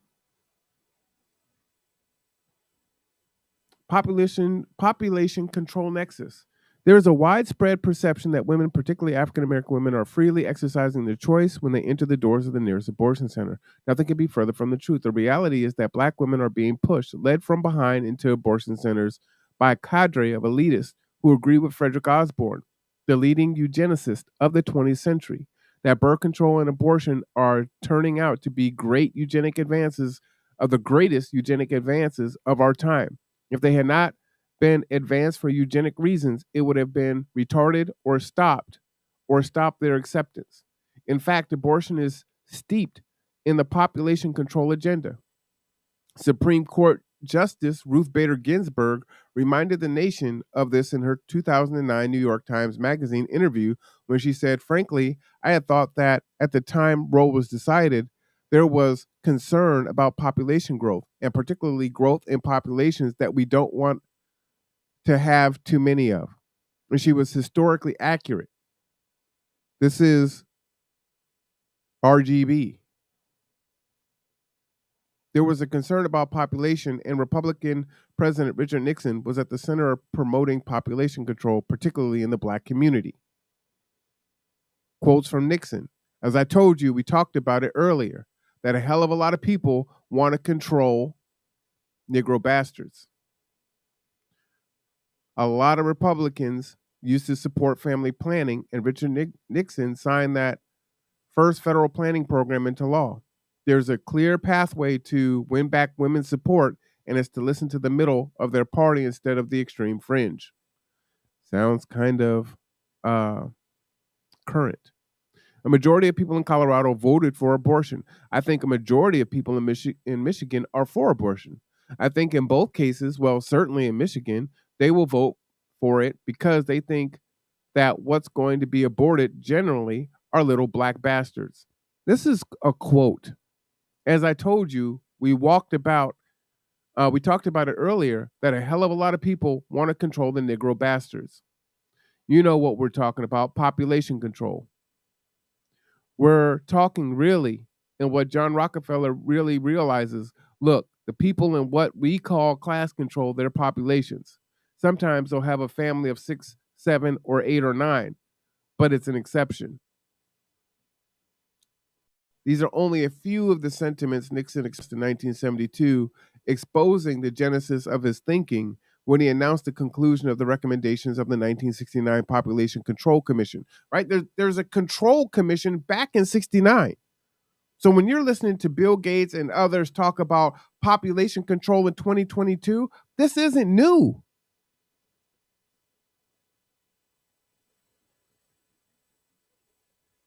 You know, they say the greatest lie that the devil overtold was that he didn't exist. Say the greatest lie that's ever told is to make you do something against your own interest and make you think that is your idea. And it's like what Lee was saying, right? If you tell people that they can't do something, what are they going to do?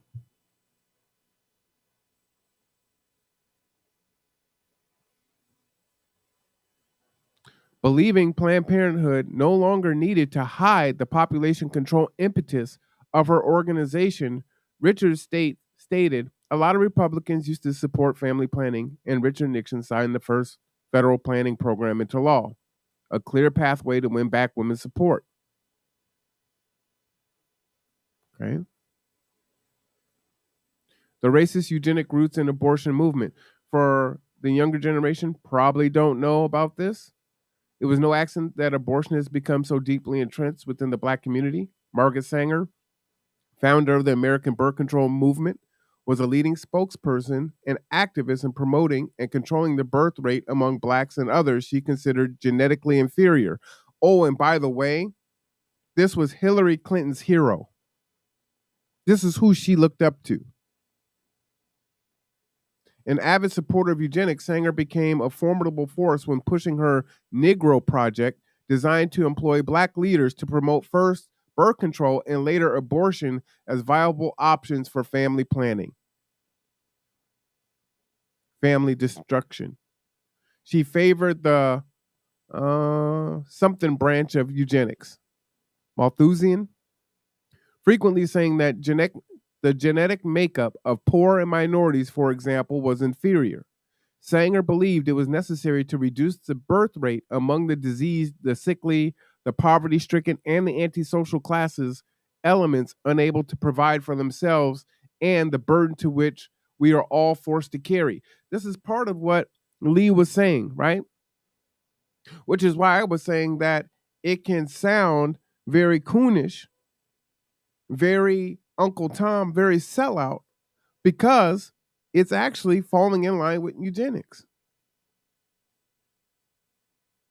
However, when you take the emotion out and you look at it, what he's doing is saying, hey, look at our situation right now.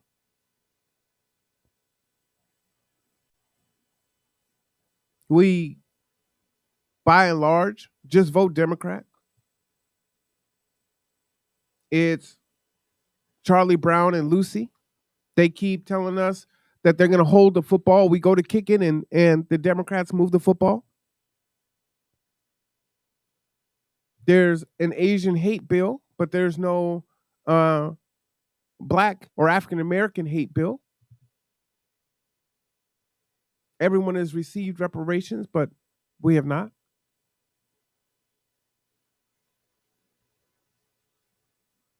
But we keep going for it. Heavily relying on members of the Black elite, right? And this is where we talk about meritorious manumissions, right? The Black elite, the bourgeoisie, Jack and Jills.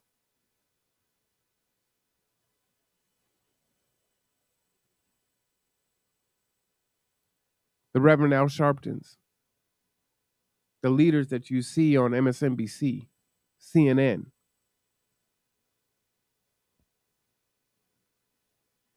Heavily relying on those Black elites to help craft their message, the Negro Project influenced respected Black leaders, enticing the Sanger cause. Although leaders such as Marcus Garvey strongly denounced birth control and abortion as detrimental to the survival of the Black race, other Black leaders organized support, openly supported Sanger. W.E.B. Du Bois, Adam Clayton Powell Jr., pastor of the, I don't even know how to say that word, Baptist Church in Harlem, the National Urban League, Mary McLeod Bethune, founder of the National Council of Negro Women, and J.T. Braun, editor-in-chief of the National Baptist Convention Sunday School Publishing Board in Nashville, Tennessee, right? Infiltrating the black church. I need y'all to go and push that agenda. What did Biden do? When he ran for election, he stayed in his basement the whole time. When he came out and he talked to the black community first, he said to Charlemagne the God, you ain't black if you don't vote Democrat.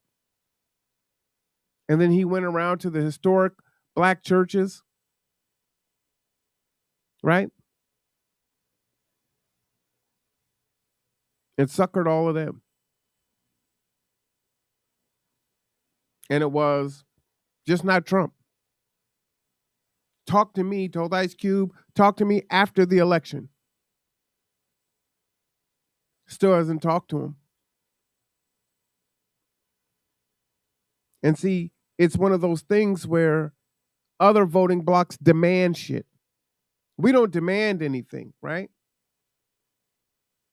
And then the stuff that we get is symbolism. You took down some Confederate statues. How did that improve our lives? Oh, you appointed Ketanji Brown to the Supreme Court justice. It's 6-3 Republican. It wouldn't matter if it was a black man, a Hispanic woman, an Asian woman, a white man, or a white woman. It doesn't make a difference. It's symbolic. Almost universally, the left and the right do not like Vice President Kamala Harris.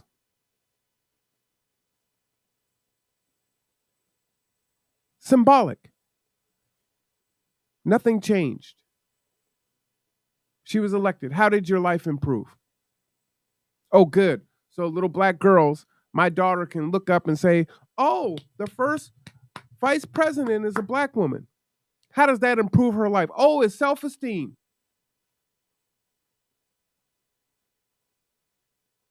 Woe to my daughter if she's got to get her self-esteem by seeing that. We get fooled by black faces in high places.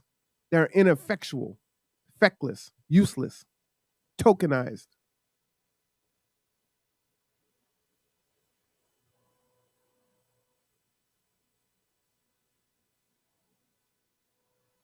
Let me finish. Sanger's organization continues in this vein, persuading those whom blacks trust that Planned Parenthood is for the benefit of the black race. Today, the growing list of cronies of the abortion industry includes Jesse Jackson, who switched, Al Sharpton, right? Probably the most powerful man on MSNBC television, black man at least. Almost the entire black congressional caucus, which they've been feckless and useless for years. And now, their most prized gem, the President of the United States, who has openly resisted any regulation in the most unregulated industry in the nation. Paying black staff members into the six figures, Planned Parenthood and other abortion supporters have fanned their advocates across the black community, spouting a deceptive but unified message of the lack of access to quality health care. Supported by funds provided through such foundations as those headed by the Fords, the Rockefellers, the Carnegies, the Gates, the Soros, and others. Pro-abortion forces deliberately craft messages that play on the fears of some blacks that a lack of access to abortion is somehow discriminatory. Then and now, Sanger's organization has used trusted leaders to convince the black community that abortion as a form of birth control is not only acceptable, but also beneficial to African American culture. And so for all of us in the black community that are saying, hey, we're pro-choice, right? If you're saying that Lee is the sellout or the coon because of what he was suggesting in regards to, hey, maybe there's a test and at 25, if, you can't pass this test, you can't have children. And they make it so you can't have children. That maybe it's better that pro-choice exists because these folks are just going to be a drag on not only society, but definitely the Black community. That we would be able to do more with less, that we would have more resources to spread out amongst ourselves. But eugenics and Margaret Sanger, United States government, did this on purpose. And you're fighting and advocating for it. So then I would say, who actually is a sellout? If there is one.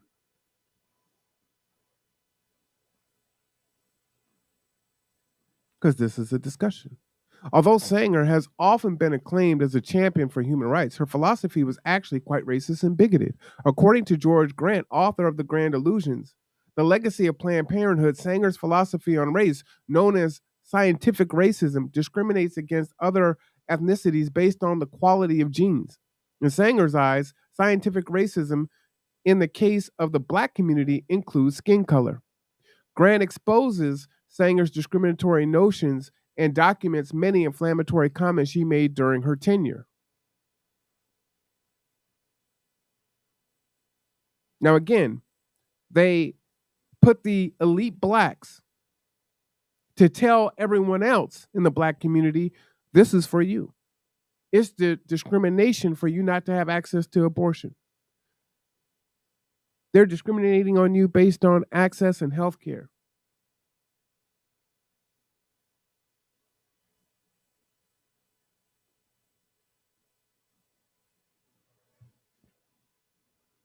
And we go with it. But you can see where the origin of this was. And now we can't have a conversation about it because, well, we get attacked, we get canceled. But this is what it is. This is the history. And we don't talk about this part of it.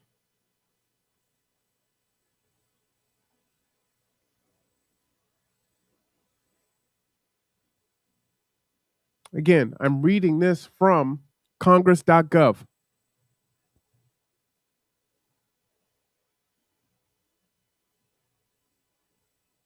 Consider this. This is a quote just in the middle here. If those 10 million children had not been aborted, the voting power of the Black community would now be at 16% nationally rather than currently 13%. Think of all the LeBrons and inventors, astronauts.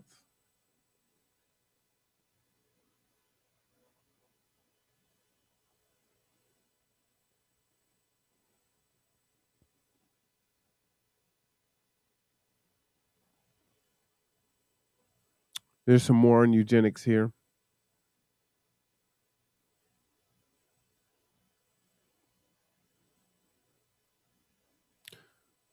A little bit on natural rights versus court decisions. You know, one of the things that is very frustrating is Dr. Martin Luther King. You know, the left and the right both love to quote him. And all you hear is, I have a dream. And they bastardize his speeches. They definitely cherry pick which speech they want to give to you. I read the letter from the Birmingham jail on the podcast. You should check that out. But let's get to a quote from Dr. Martin Luther King Jr. It's coming up here soon.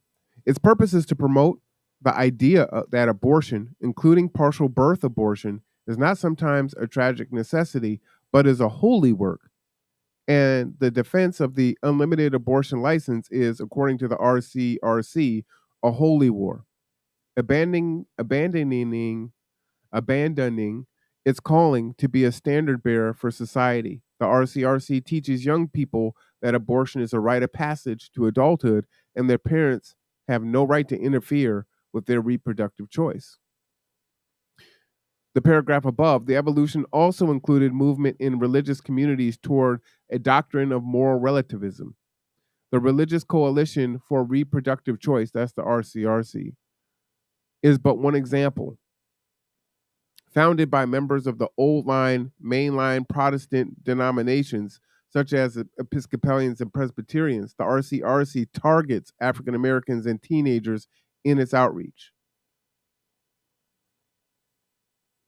You think about social engineering and how you come to believe and value what you value. Were you socialized to believe this? Right? You're marketed, right? Remember Sprite commercials? Obey your thirst. Thirst is everything. As Martin Luther King Jr. stated in Strength to Love, the church must be reminded that it is not the master or the servant of the state, but rather the conscience of the state. It must be the guide and the critic of the state, and never its tool. The black church has become a tool for the government, for sure. If the church does not recapture its prophetic zeal, it will become an irrelevant social club without moral or spiritual authority. Woo! And that is the prophet, the honorable prophet, Dr. Martin Luther King Jr. Because by and large, that's what the black church is now. An irrelevant social club without moral or spiritual authority. Why? Because there's so much corruption in the church. Pulpit pimps.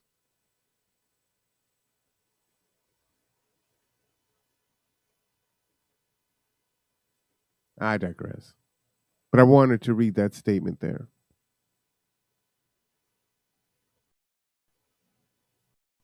Again, this is here. The cost of abortion, its economic impact. Very few think about the cost of abortion other than the context of the price to get one. Yet the numbers demonstrate there is indeed a price to be paid when the population equivalent to the 73 largest cities from New York all the way down to the cities the size of Chandler, Arizona, have been aborted. Movement for a Better America has been sounding the alarm, calculating that abortion, the greatest healthcare and education crisis in history, as baby boomer nurses and teachers retire, we face a looming shortage of 1 million nurses and 2 million teachers. This was, back 2015, I believe. We also face a critical shortage in key professions such as science, medicine, and higher education.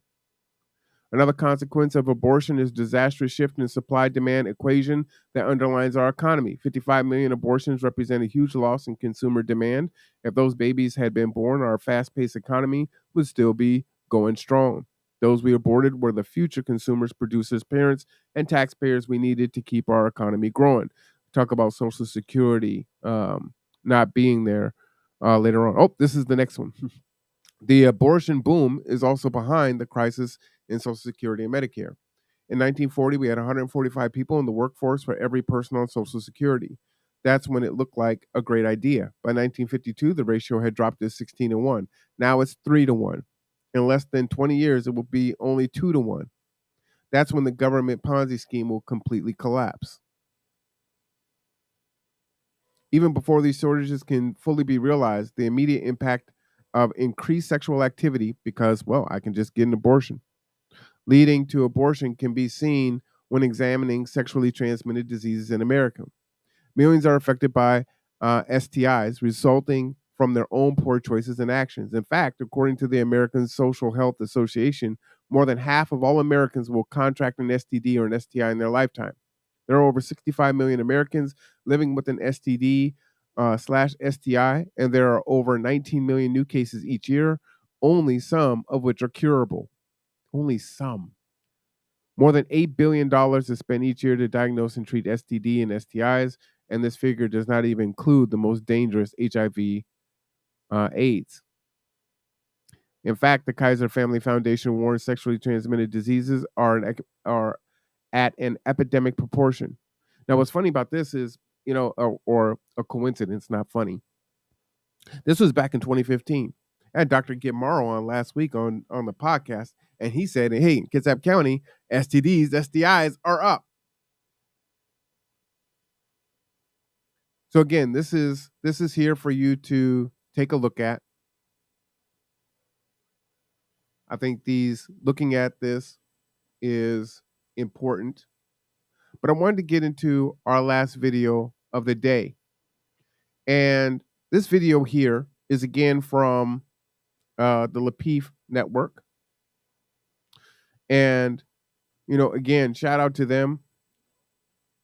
And what I like about them is, again, you can see on this panel, they have 5 women and 5 men, and they're having this discussion. Really, it's 5 women and 4 men, because in the upper left-hand corner, Lapeef there is kind of the moderator, right? So he doesn't really give his opinion too much. So they have a very balanced panel, and these folks are all across the board. You got men disagreeing with men, women disagreeing with women, men disagreeing with men. So it's not they're definitely not a monolith of thought, which is great, because you get to see, Black folks having a discussion, or we definitely don't think the same, right?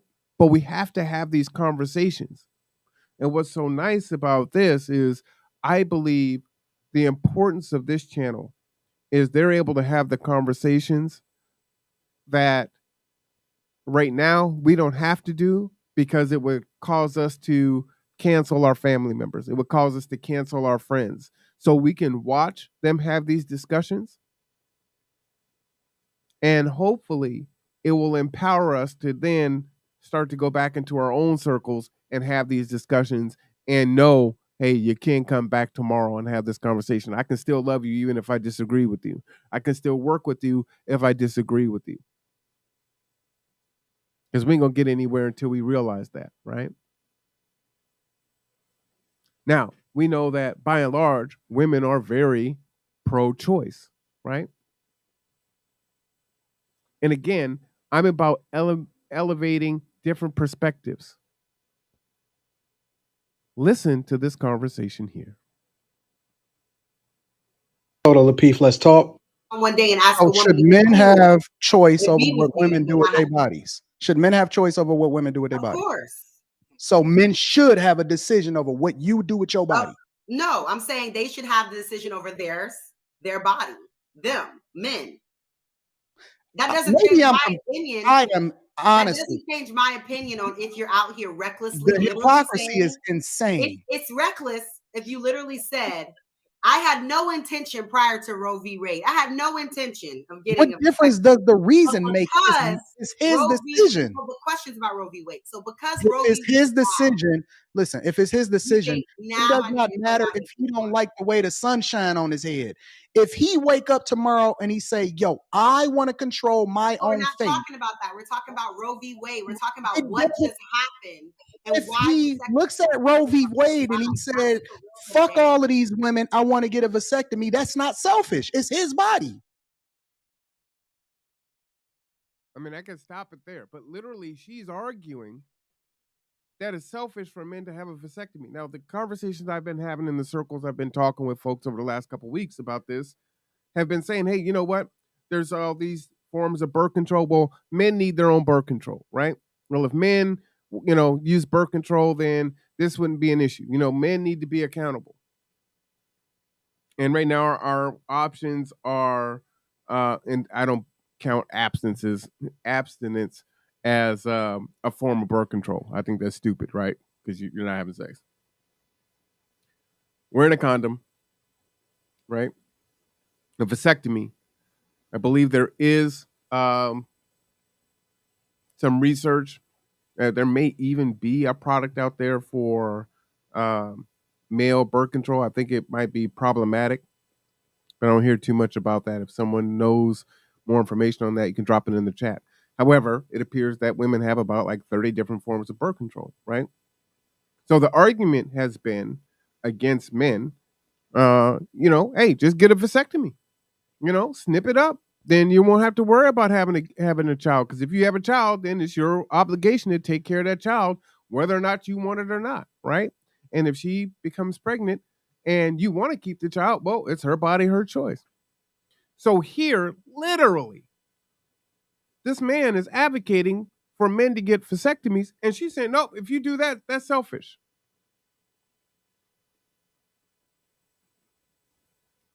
Make it make sense. Make it make sense. I'm pretty sure you guys are not surprised by this statement that's about to be said, which is the next topic with the Roe v. Wade reversal. And the person on that panel, that is where is she? Kayla. She's maybe she went to a baby Ivy League. She's a very educated woman. Vasectomy procedures on the rise following Roe v. Wade reversal. I'll be surprised about this. I'll be surprised about this. Should more men consider this to help them?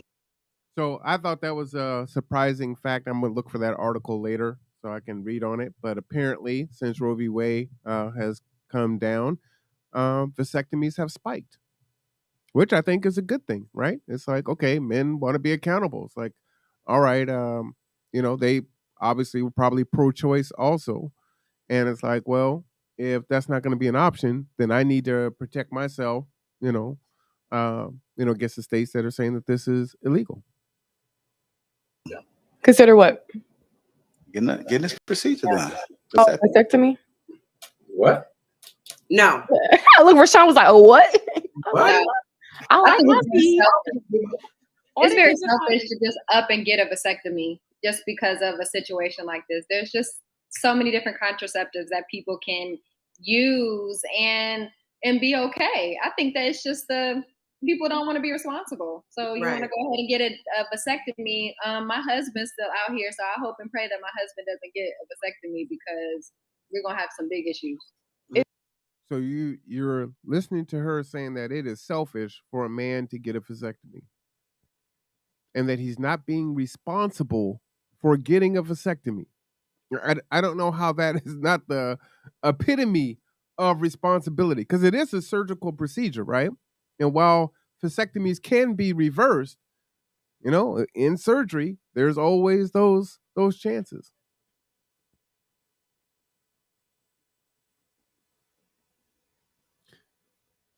Check out the channel. I want to leave it here. But what I want to show is it is very difficult. It is very difficult for young men, because it affects men also, to navigate and figure out the world. What are they supposed to do? Kind of a situation like you're damned if you do and you're damned if you don't. And while this conversation is targeted at the Black community, we understand what the single mother rate is. So where are they going to have these conversations where they're going to make the best choice for themselves in their lives? Having a child is a life change, right?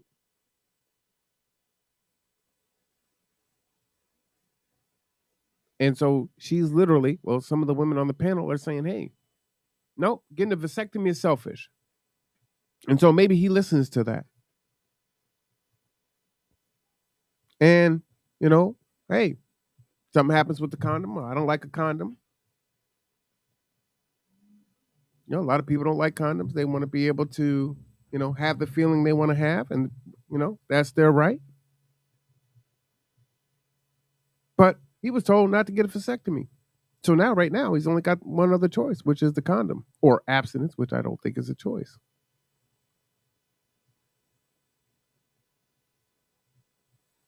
So who's talking to our boys?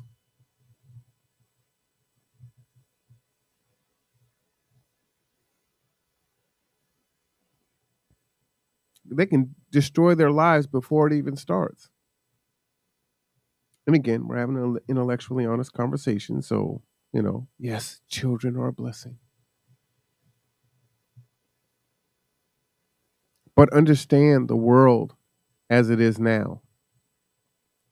And that the average Black man doesn't even make $40-something thousand a year. I think it's $45,000 a year. So if he's not married, and the marriage rate has been decreasing, and again, half of all marriages end in divorce, with almost 80% of the woman executing the divorce. What does he do? What does he do? So if he has a child with a woman in or out of wedlock, he's going to be responsible for providing financial support for that child. But if he's the non-custodial parent, he is not going to receive any of the benefits of being the custodial parent or living in the household. So he still has his $1,400 a month rent to pay. He still has his $6 a gallon gas to pay. He still has his food to eat. And he's black in America, so, he's only making about $45,000. And again, that's the average, most, right in the middle.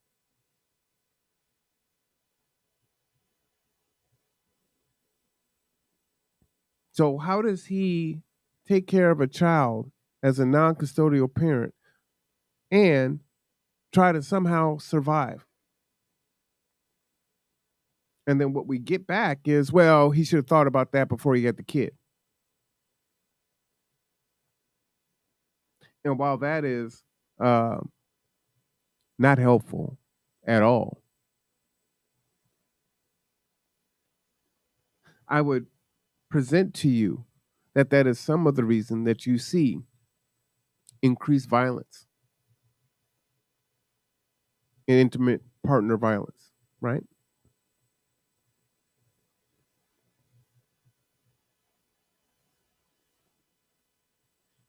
It's definitely not good for the child.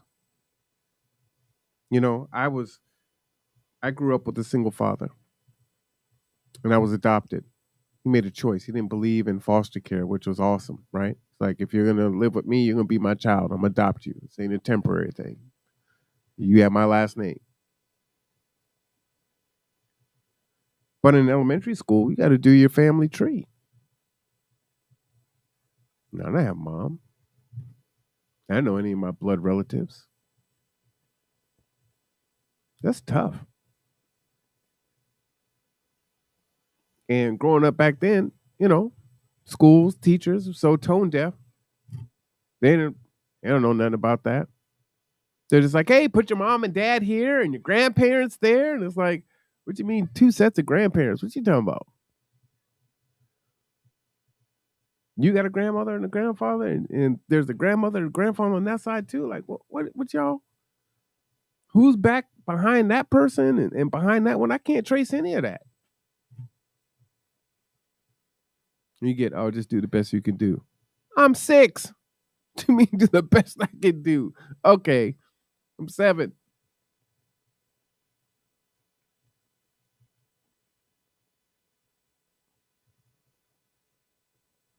So, how do we help our young boys and our young men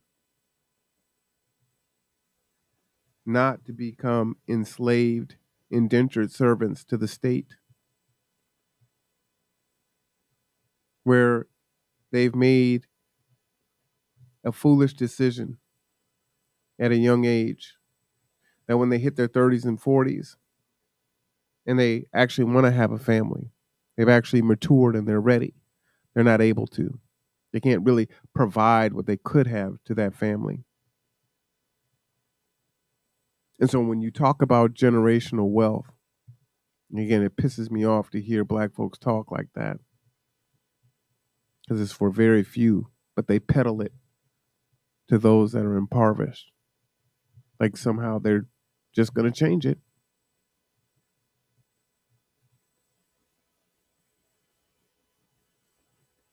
When they're not really showing the real on what it's going to take to have anything transfer over, the sacrifice that's going to be required. In essence, you want generational wealth and you're coming from poverty and you're not gifted as an athlete or an artist or inventing something or creating some type of business, you would need to sacrifice your life. And everything that you make, everything you earn would have to go to the next generation. All of it. You'd have to stay on code 100% of the time.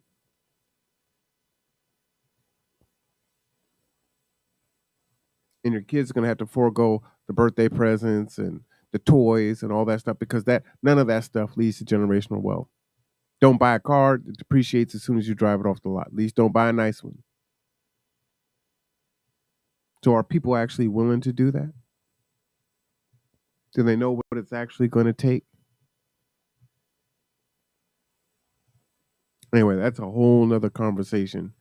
But it all goes together.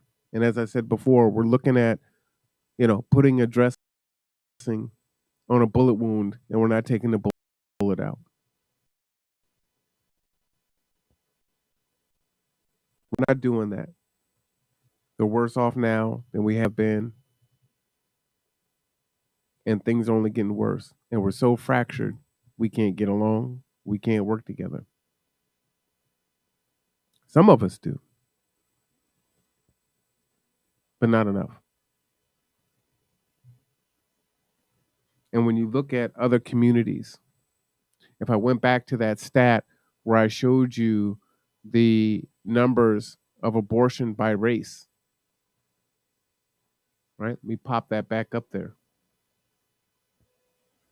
And when you have other races of men and women telling us that, it needs to be pro-choice, it needs to be that, whatever they're telling you, regardless, you need to look at what the true impact is.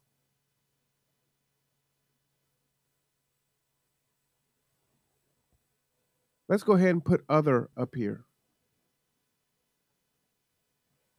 Right?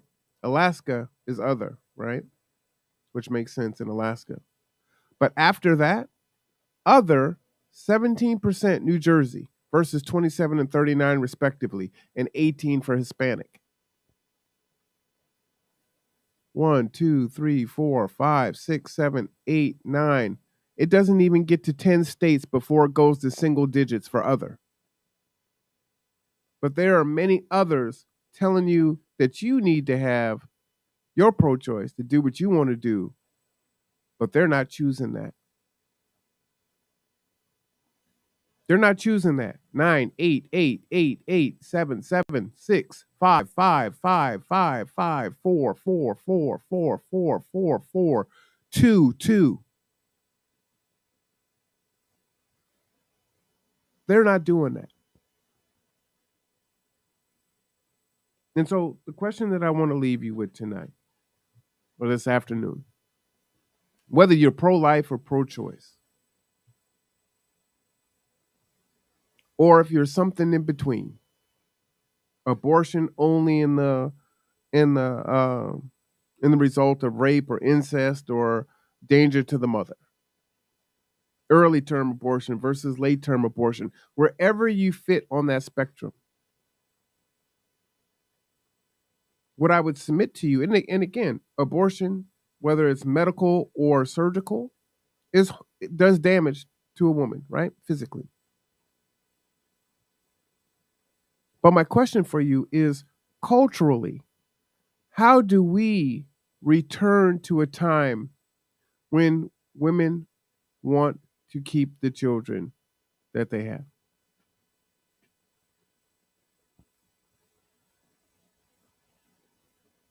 Because there are groups that in 2022 that in a pro-choice state as in a pro-choice nation as it was until a couple weeks ago, for the most part had single-digit abortion.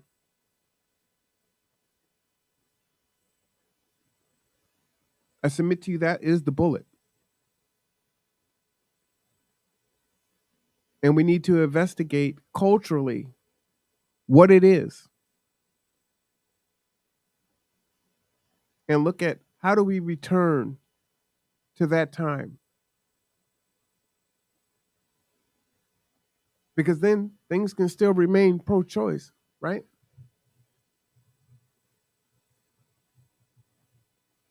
It's just that very few make that particular choice. I don't know. I hope this was helpful.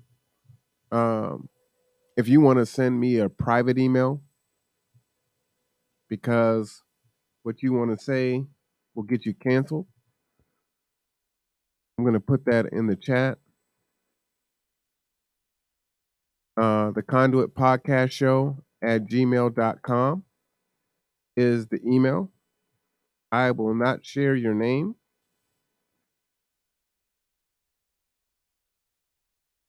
If you want a perspective to be elevated, send me an email there, and I'll do a follow-up to this, and I will share that information, like I said, without sharing your name, because we need to have the discussion. I'm going to take a break right now. This is show 3 today. We got Kitsap Regional Library in about 30 minutes. I hope that you will join us then. I am Marwan Cameron. This is The Conduit. All right, y'all. See you soon.